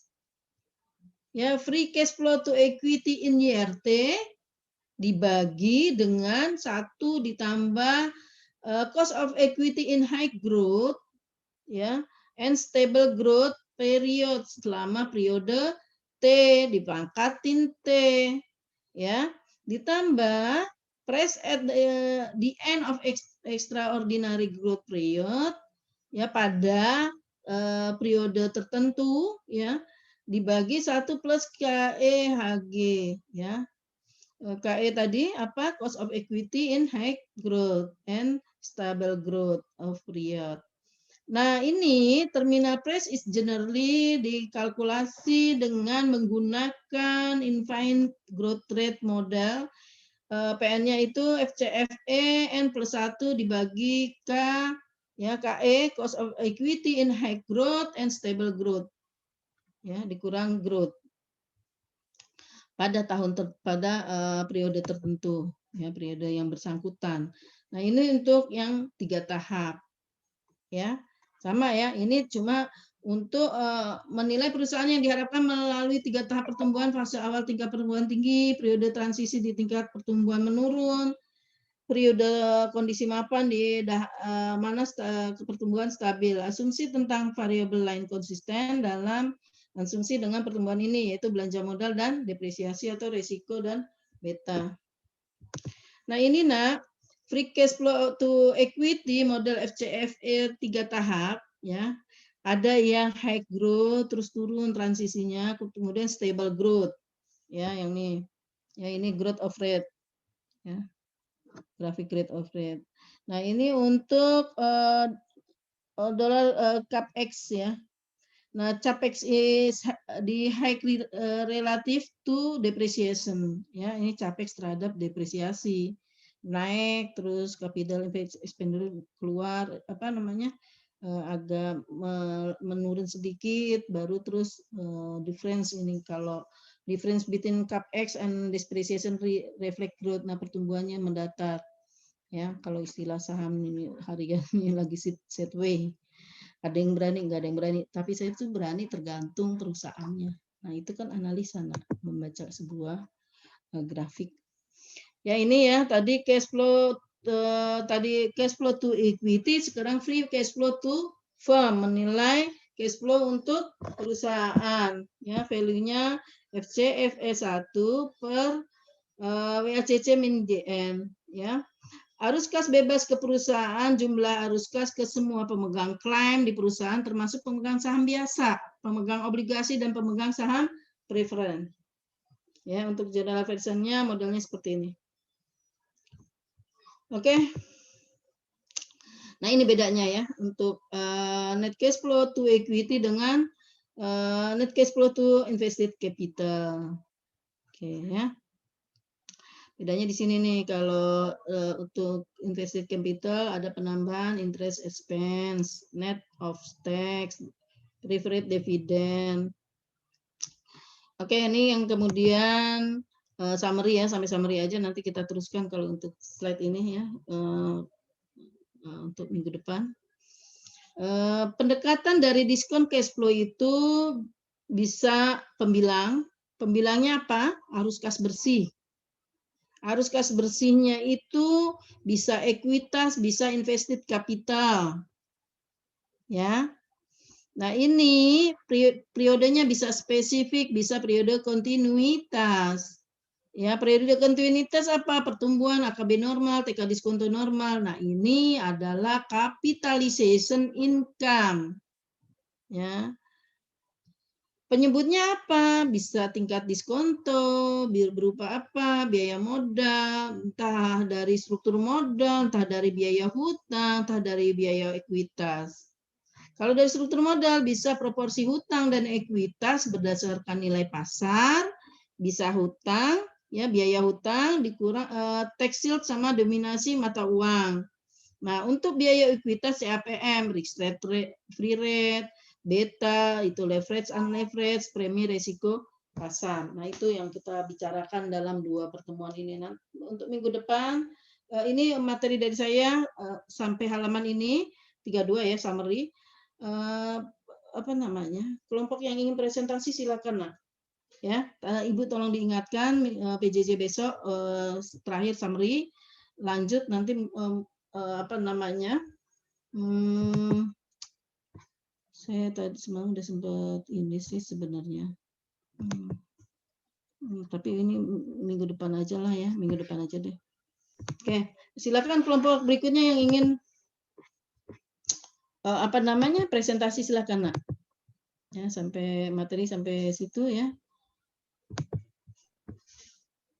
Iya Bu, sama absennya udah belum Bu?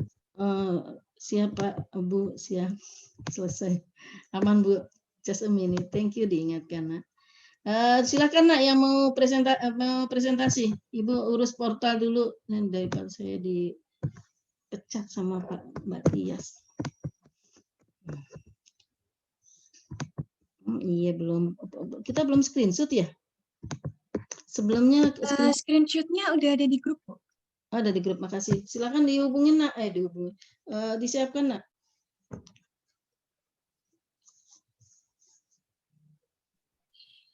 Baik, halo semuanya, selamat sore. Gimana nih kabarnya hari ini? Semoga selalu dalam keadaan sehat, bahagia, dan gak ngantuk ya. Iya. Nah, kali ini kelompok 4 bakalan bawain presentasi terkait pendekatan pendapatan nih teman-teman. Nah, tapi pendekatan pendapatan ini sebenarnya bakalan dibagi jadi 2 kali presentasi gitu sama kelompok sebelah. Nah, pada sore hari ini nih, kita bakalan bahas tentang elemen-elemen dasarnya dulu. Jadi, hal-hal apa sih yang harus kita tahu kalau kita mau melakukan valuasi dengan pendekatan pendapatan?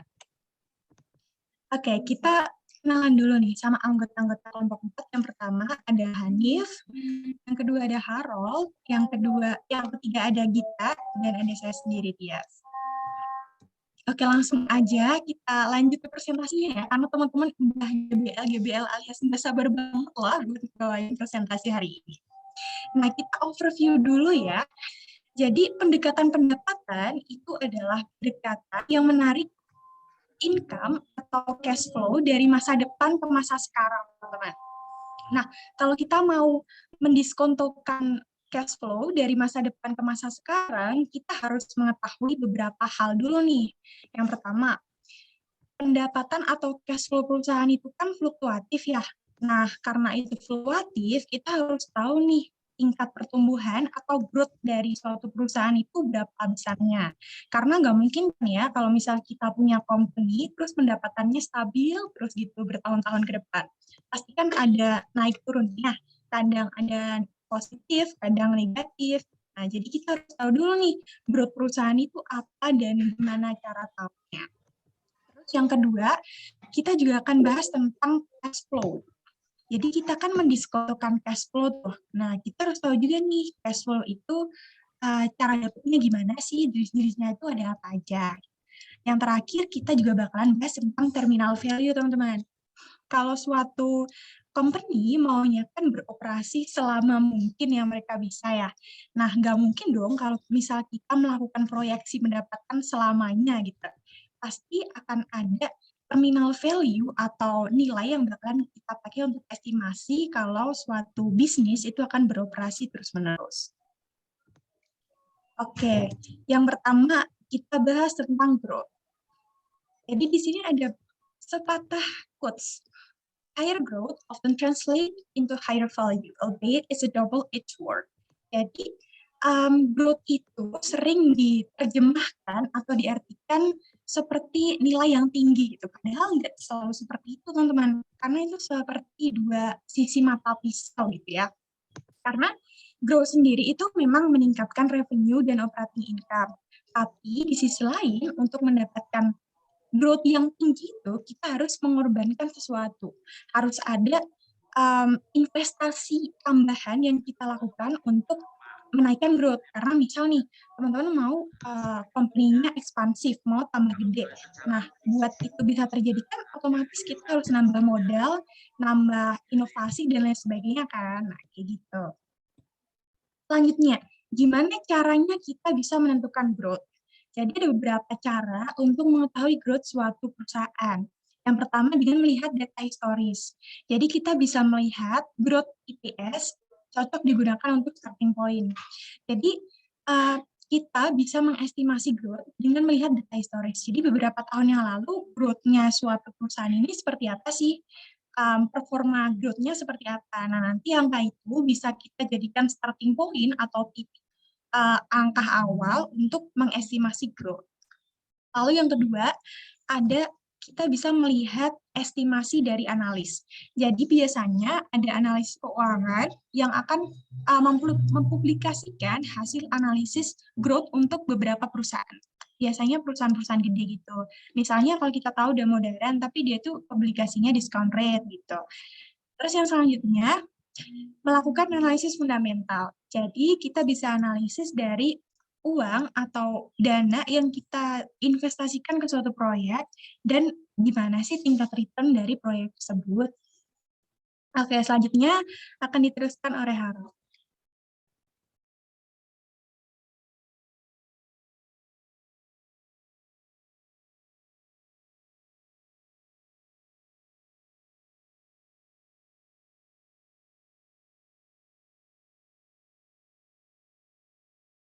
Oke, mungkin Harold lagi ini ya, ada kendala sinyal, mungkin aku backup dulu. Jadi yang pertama ada historical growth. Nah, historical growth itu cara menghitungnya bisa pakai aritmatik, bisa pakai geometrik, bisa simple, dan bisa regression. Tergantung sama kebutuhan data dan kedalaman analisis yang kita perlukan. Yang kedua, growth itu bergantung banget pada dua hal. Yang pertama, periode estimasi sama metrik yang digunakan. Jadi semakin lama nih tahun proyeksi yang kita pakai, pastikan akan ngefek growth-nya gitu, karena akan semakin banyak variabel-variabel yang ada gitu di dalamnya. Yang selanjutnya, ada permasalahan dalam menghitung historical growth. Ada negative earning dan efek dari scaling up. Biasanya tuh kayak gini teman-teman, jadi kita mau pakai aritmatik nih dari growth, kan otomatis kita bakalan rata-ratain ya. Tapi misalnya dalam 10 tahun, ada 1 tahun itu earning-nya negatif gitu. Nah, earning negatif ini nantinya akan mendistraksi nilai dari growth itu. Padahal dia cuma 1 poin, tapi bisa mendistract yang lainnya gitu. Selanjutnya, nah kalau misal ada growth negatif, itu emang kita nggak bisa diestimasi teman-teman. Jadi misalnya ya ada nih $0,3 dibagi growth-nya minus 0,05 itu bakalan jadi negatif 600. Nah, bakalan kedistraksi banget kan nilainya, padahal itu cuma 1 periode dari beberapa periode yang kita pakai untuk average growth-nya gitu. Yang selanjutnya, nilai growth dapat dihitung dengan cara menggunakan nilai positif yang paling mendekati, bisa juga menggunakan nilai absolut, dan menggunakan regresi linier bagi koefisien dengan menggunakan rata-rata earning. Terus ketika earning negatif, nilai growth itu memang tidak bisa memberikan informasi apapun gitu, karena dia nggak mencerminkan kondisi aktual suatu perusahaan ini gimana sih gitu, karena earning negatif ini mendistraksi rata-rata growth-nya gitu teman-teman. Nah, yang harus diperhatikan dari nilai growth rate, ketika skala usaha naik, growth akan terdistorsi karena terjadi kenaikan dalam kapasitas. Misalnya nih, kita lagi ada strategi ekspansif gitu. Jadi, growth dari revenue kita tuh naik. Nah, ini nanti bisa ngedistract dari growth-nya dasar itu sendiri gitu. Jadi nyampur ini yang growth ini yang mana, terus yang ini tuh yang mana gitu. Terus yang kedua, ekstrapolasi dari perkiraan nilai growth dapat memberikan nilai yang salah. Dengan menggunakan asumsi growth tetap akan memberikan nilai ini yang tidak logis seiring dengan semakin lamanya perkiraan. Jadi kalau semakin lama periode estimasi yang kita pakai, itu bakalan semakin banyak bias-nya gitu, karena semakin banyak ketidakpastian yang ada dalam estimasi kita. Oke, selanjutnya akan dilanjutkan oleh Hanif. Oke, yang selanjutnya kita akan membahas terkait dengan fundamental growth. Di sini terkait dengan pengukuran dari earnings-nya ada earning per share, lalu ada net income from non-cash asset, dan operating income. Dan dari reinvestment measure-nya kita ada retention ratio, ini persen dari net income retained by the company, itu sama dengan 1 dikurang payout ratio. Lalu reinvestment measure untuk net income from non-cash asset itu ada equity reinvestment rate, yang mana net capital expenditure ditambah dengan change in non-cash working capital dikurang change in debt dibagi dengan net income. Lalu reinvestment measure untuk operating income ada reinvestment rate, ini dihitung dengan net capital expenditure ditambah change in non-cash working capital dibagi dengan after tax operating income. Lalu untuk return measure-nya untuk IPS ini return on equity, yang dimana net income dibagi dengan book value dari equity. Lalu return measure untuk net income from non-cash, ini ada non-cash return on equity, yang mana dihitung dengan net income from non-cash asset dibagi dengan book value of equity yang cash-nya. Lalu untuk return measure operating income dihitung dengan return on capital atau bisa disebut juga ROI, yang mana rumusnya after tax operating income dibagi dengan book value of equity ditambah dengan book value of debt cash. Next, yes.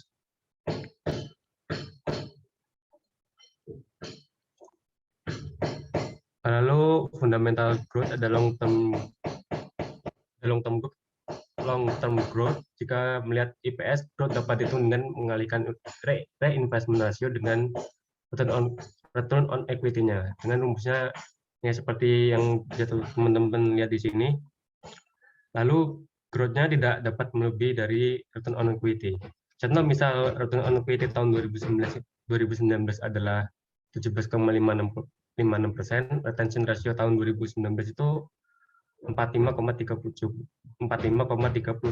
Lalu berapa growth-nya?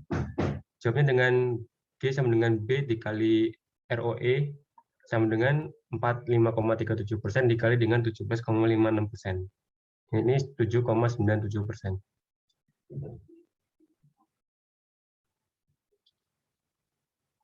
Lalu dalam menghitung fundamental earning per share growth, diasumsikan uang yang akan digunakan untuk reinvestasi adalah dalam bentuk kas. Dengan demikian, pengaruh penambahan kas ini ke net income dapat dihindari. Sesuai dengan praktik, reinvestasi dilakukan dalam bentuk real investment, yakni berupa net working capital. Dengan demikian, growth yang dihitung adalah growth net income. Sehingga rumus yang disesuaikan ya menjadi seperti di bawah ini. Karena terlalu banyak, mungkin bisa teman-teman lihat saja. Lalu growth rate ketika return on equity tidak stabil, ini perhitungannya growth untuk EPS dan EI, net income apabila return on equity tidak stabil atau berubah-ubah sepanjang masa, maka akan terdapat komponen kedua dalam perhitungan growth yang berasal dari efisiensi perubahan return on equity. Rumusnya berubah menjadi seperti ini dari yang sebelumnya tadi. Lalu jika diperkirakan adalah operating income, maka reinvestment rate berasal dari fungsi perubahan modal dan EBIT setelah pajak. Return yang digunakan adalah return on capital atau return on invested capital. Dengan asumsi ROIC tetap, growth dapat dihitung dengan rumus sebagai berikut. Ini bisa teman-teman lihat sendiri. Lalu apabila ROIC ini berubah sepanjang masa, maka sama seperti pada EPS dan net income, G pada operating income akan memiliki satu komponen tambahan yang berasal dari efisiensi. Rumus G berubah menjadi G ROIC T+1 dikali dengan retention rate ditambah dengan ROIC tambah T+1 dikurang ROIC periode T dibagi dengan ROIC periode T. Next. Dan jika operating income ini bernilai negatif atau margin yang berubah-ubah, perhitungan growth dilakukan melalui pendekatan top down. Yang pertama, mengestimasi growth penjualan. Ini bisa dihitung dengan berapa nilai penjualan pasar dan berapa market share perusahaan. Lalu sesuaikan growth perusahaan, turunkan jika perusahaan scale up. Dan lalu perhatikan nilai absolut penjualan agar pertumbuhan logis. Mengestimasi operating margin, set target margin dan sesuaikan margin saat ini ke target. Mengestimasi kebutuhan modal untuk menunjang level penjualan dan operating margin. Hitung sales to capital ratio sebagai indikasi kebutuhan investasi tahunan. Dan slide selanjutnya akan dijelaskan oleh teman saya. Silakan. Oke, selanjutnya kita bahas tentang free cash flow. Nah, free cash flow ini ada free cash flow to equity dan ada free cash flow to the firm. Pertama kita cari tahu dulu ya, free cash flow itu apa. Nah, jadi arus kas bersih menurut SPI itu adalah jumlah kas yang tersedia setelah terpenuhinya kebutuhan kas untuk kegiatan operasional. Jadi misal nih ya, suatu perusahaan itu punya kas 100.000. Terus untuk menjalankan perusahaannya atau menjalankan kegiatan operasionalnya, itu dia cuma butuh 30.000 gitu. Berarti yang 70.000 sisanya itu adalah free cash flow. Terus yang selanjutnya merupakan arus kas yang tersedia bagi penyedia modal, yaitu utang dan ekuitas.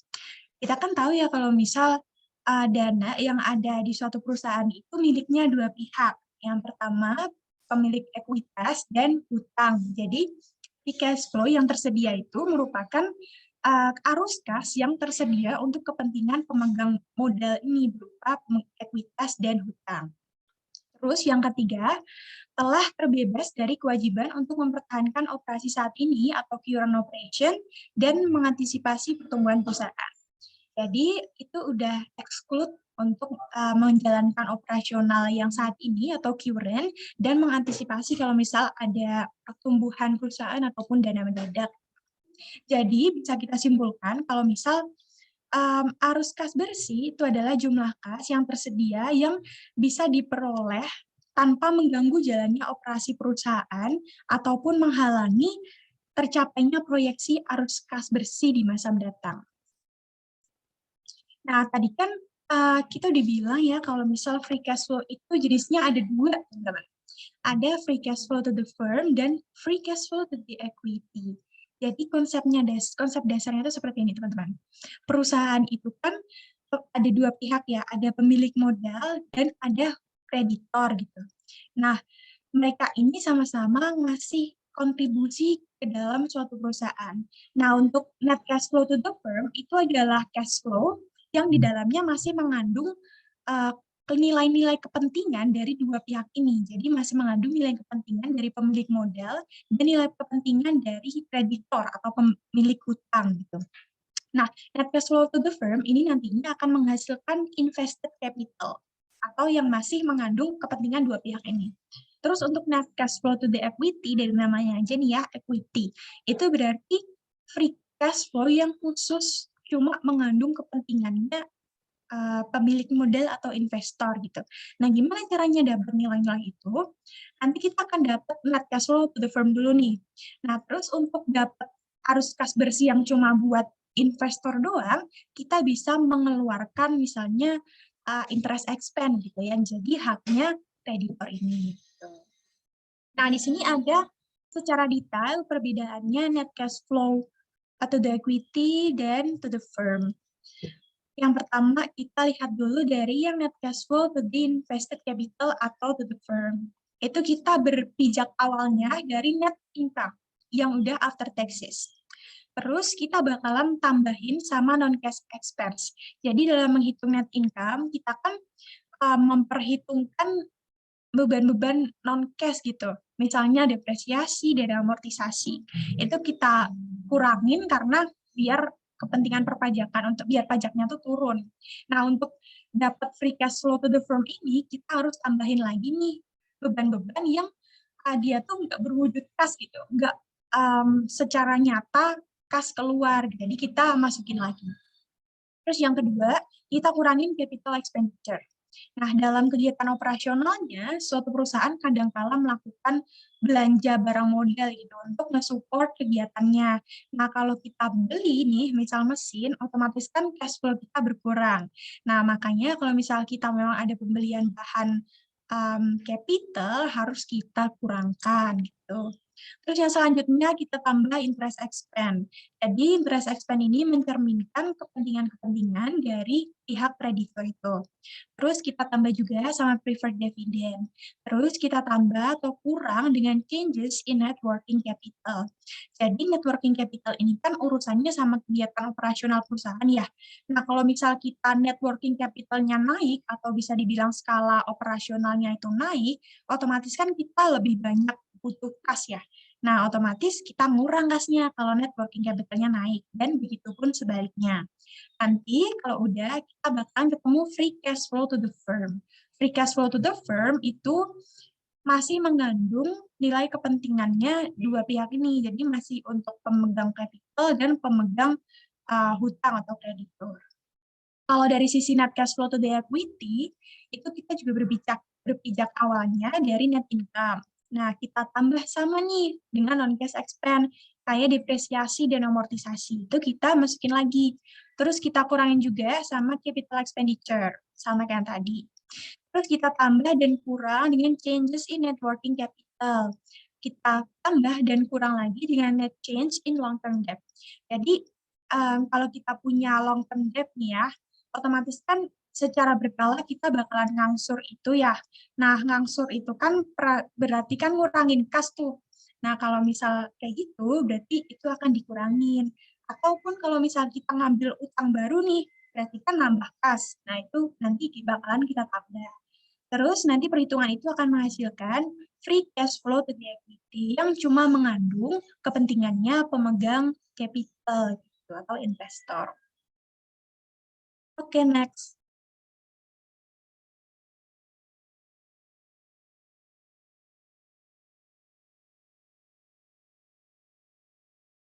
Hanif masih di mute?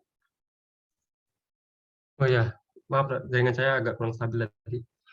Nah, di sini kita tadi sudah dijelaskan sama Tias tentang perbedaan dari FCFE dan juga FCFF. Dan di sini kita juga coba melihat bagaimana terkait dengan perhitungan modal kerja bersihnya. Di sini di neraca pada aktual pada tahun 2014, ini kasnya dari perusahaan sebesar 5.600, lalu piutangnya 16.000 dan persediaannya 12.800. Sehingga total aset lacarnya menjadi 34.400. Aset tetapnya diketahui 50.000 dan akumulasi depresiasinya 20.000. Sehingga aktiva tetapnya itu secara netnya sebesar 30.000. Dan total aktiva dijumlah dengan total dari aktiva tetap dan aktiva lancar, yakni 64.400. Lalu utang lancar sebesar 10.000, utang jangka panjangnya 27.500, ekuitas 26.900, sehingga total kewajiban dan ekuitasnya 64.400. Dan ini terkait dengan proyeksi 2015-nya untuk total aktiva 75.050, begitupun dengan total kewajiban dan ekuitasnya.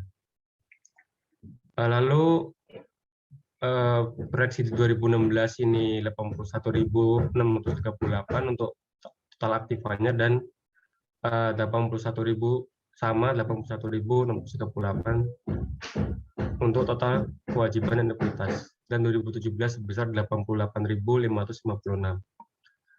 Lalu di sini kita dari data-data di atas bisa menghitung terkait dengan modal kerja bersihnya, yang mana tadi juga sudah dijawab oleh Hana, yang mana cara menghitung modal kerja bersih dihitung dari mengurangi aktif lancar dengan utang lancar. Di sini aktual pada tahun 2014 sebesar MKB-nya sebesar 24.400 dan proyeksi di 2015 sebesar 24.010. Nah, ini kan tadi sudah dijelaskan oleh Tias bagaimana pada saat apa MKB ini bisa bernilai positif dan bernilai negatif. Dan di sini kan 2015 mengalami penurunan dari MKB.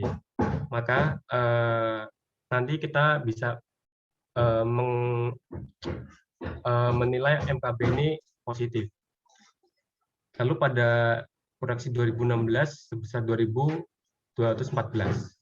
Yang mana ini juga lebih menurun dari 2015 sebesar 3.996.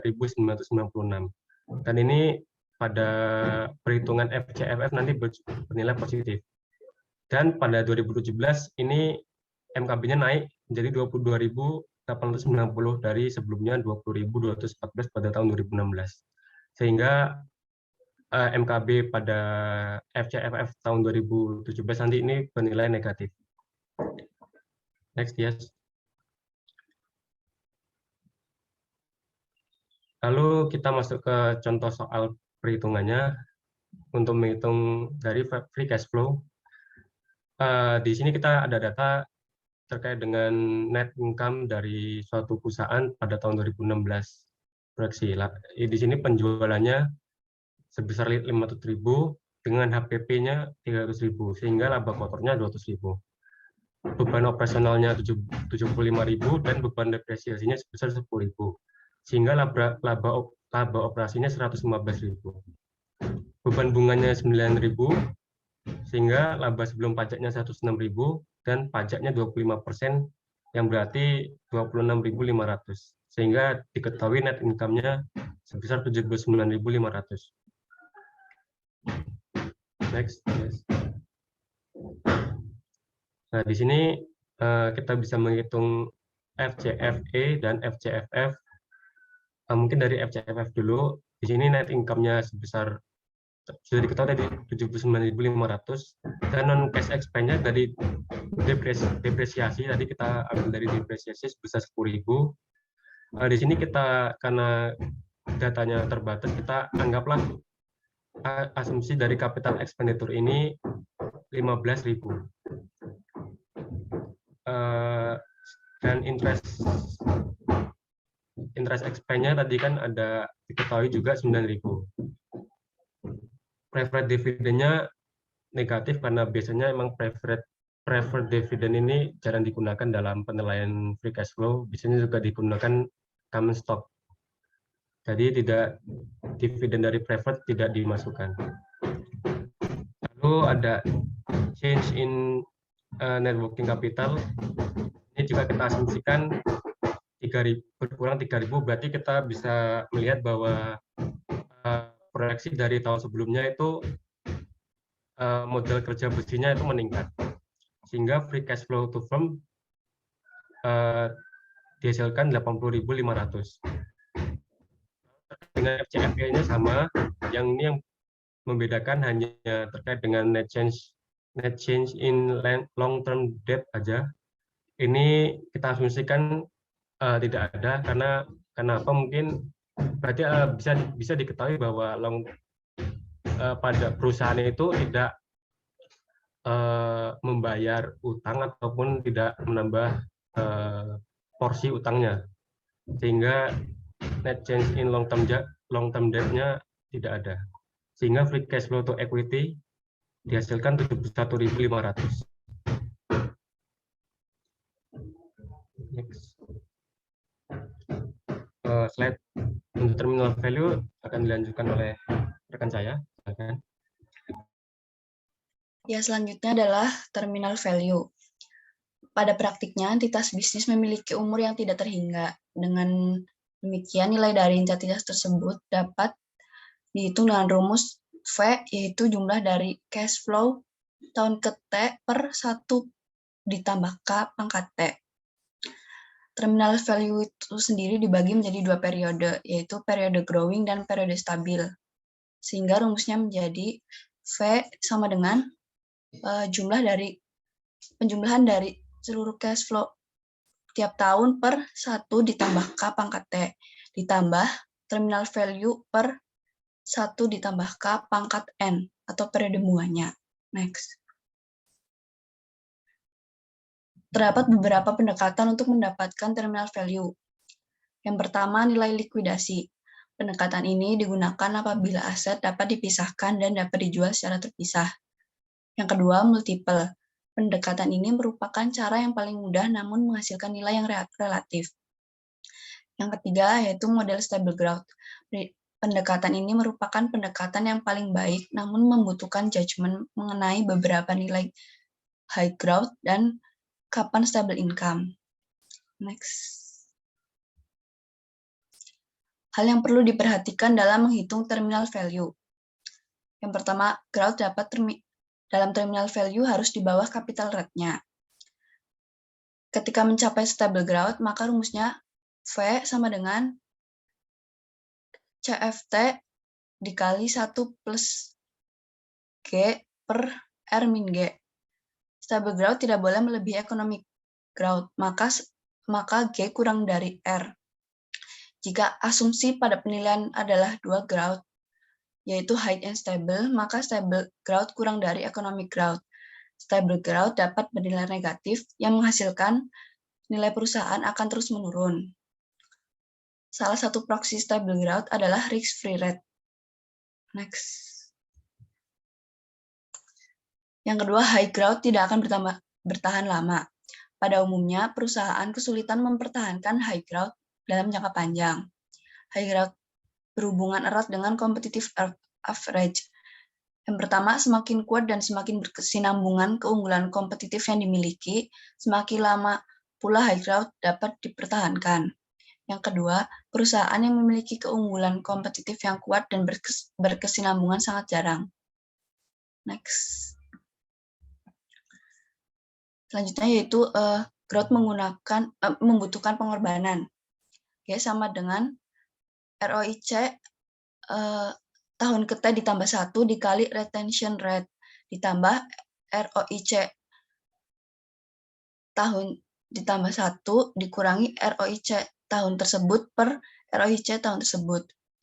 Pada tahapan stabil, growth tidak memiliki proporsi dari efisiensi penggunaan investasi yang ada, atau growth-nya menjadi ROIC tahun tertentu ditambah 1 dikali retention rate, sehingga retention rate sama dengan G per ROIC. Dengan demikian, terminal value-nya bernilai EBIT N plus 1 dikali 1 min T dikali 1 min retention rate per WACC min G. Ketika WACC sama dengan ROIC, akan diperoleh terminal value sama dengan EBIT N plus 1 dikali T min 1 per WACC. Next. Oke, jadi demikian presentasi dari kelompok 4. Terima kasih atas perhatiannya. Ibu mungkin karena waktunya sudah mepet, mungkin bisa diakhiri. Terima kasih ya, luar biasa ya. Ibu dengerinnya keren ya, kelompok ini keren. Besok kita PJJ berikutnya masih sebentar Ibu ke portal dulu nak, sambil ngecek portal, tinggal 3 menit lagi soalnya. Just a minute, udah sih Ibu simpen kok. Oke, portal udah Ibu tutup nak. Oke, makasih ya, luar biasa ya. Untuk materi Ibu lanjut lagi nanti di pertemuan berikutnya. Terima kasih kalian sudah nanti yang 20 menit entah kapan Ibu Ibu. Iya apa Bu, mungkin namanya? bisa pertemuan depan nggak apa-apa. Ya, ya. Oke deh, makasih. Saya tutup kelasnya. Makasih Tias dan teman-teman. Saya minta maaf tadi terlambat. Ya, ya. Assalamualaikum, selamat siang, salam sejahtera untuk kita semua. Selamat, mudah-mudahan sehat semua. Oke. Ibu izin live ya. Bu, makasih Bu. Yo. Terima kasih, Bu. Ya, sama. Ibu.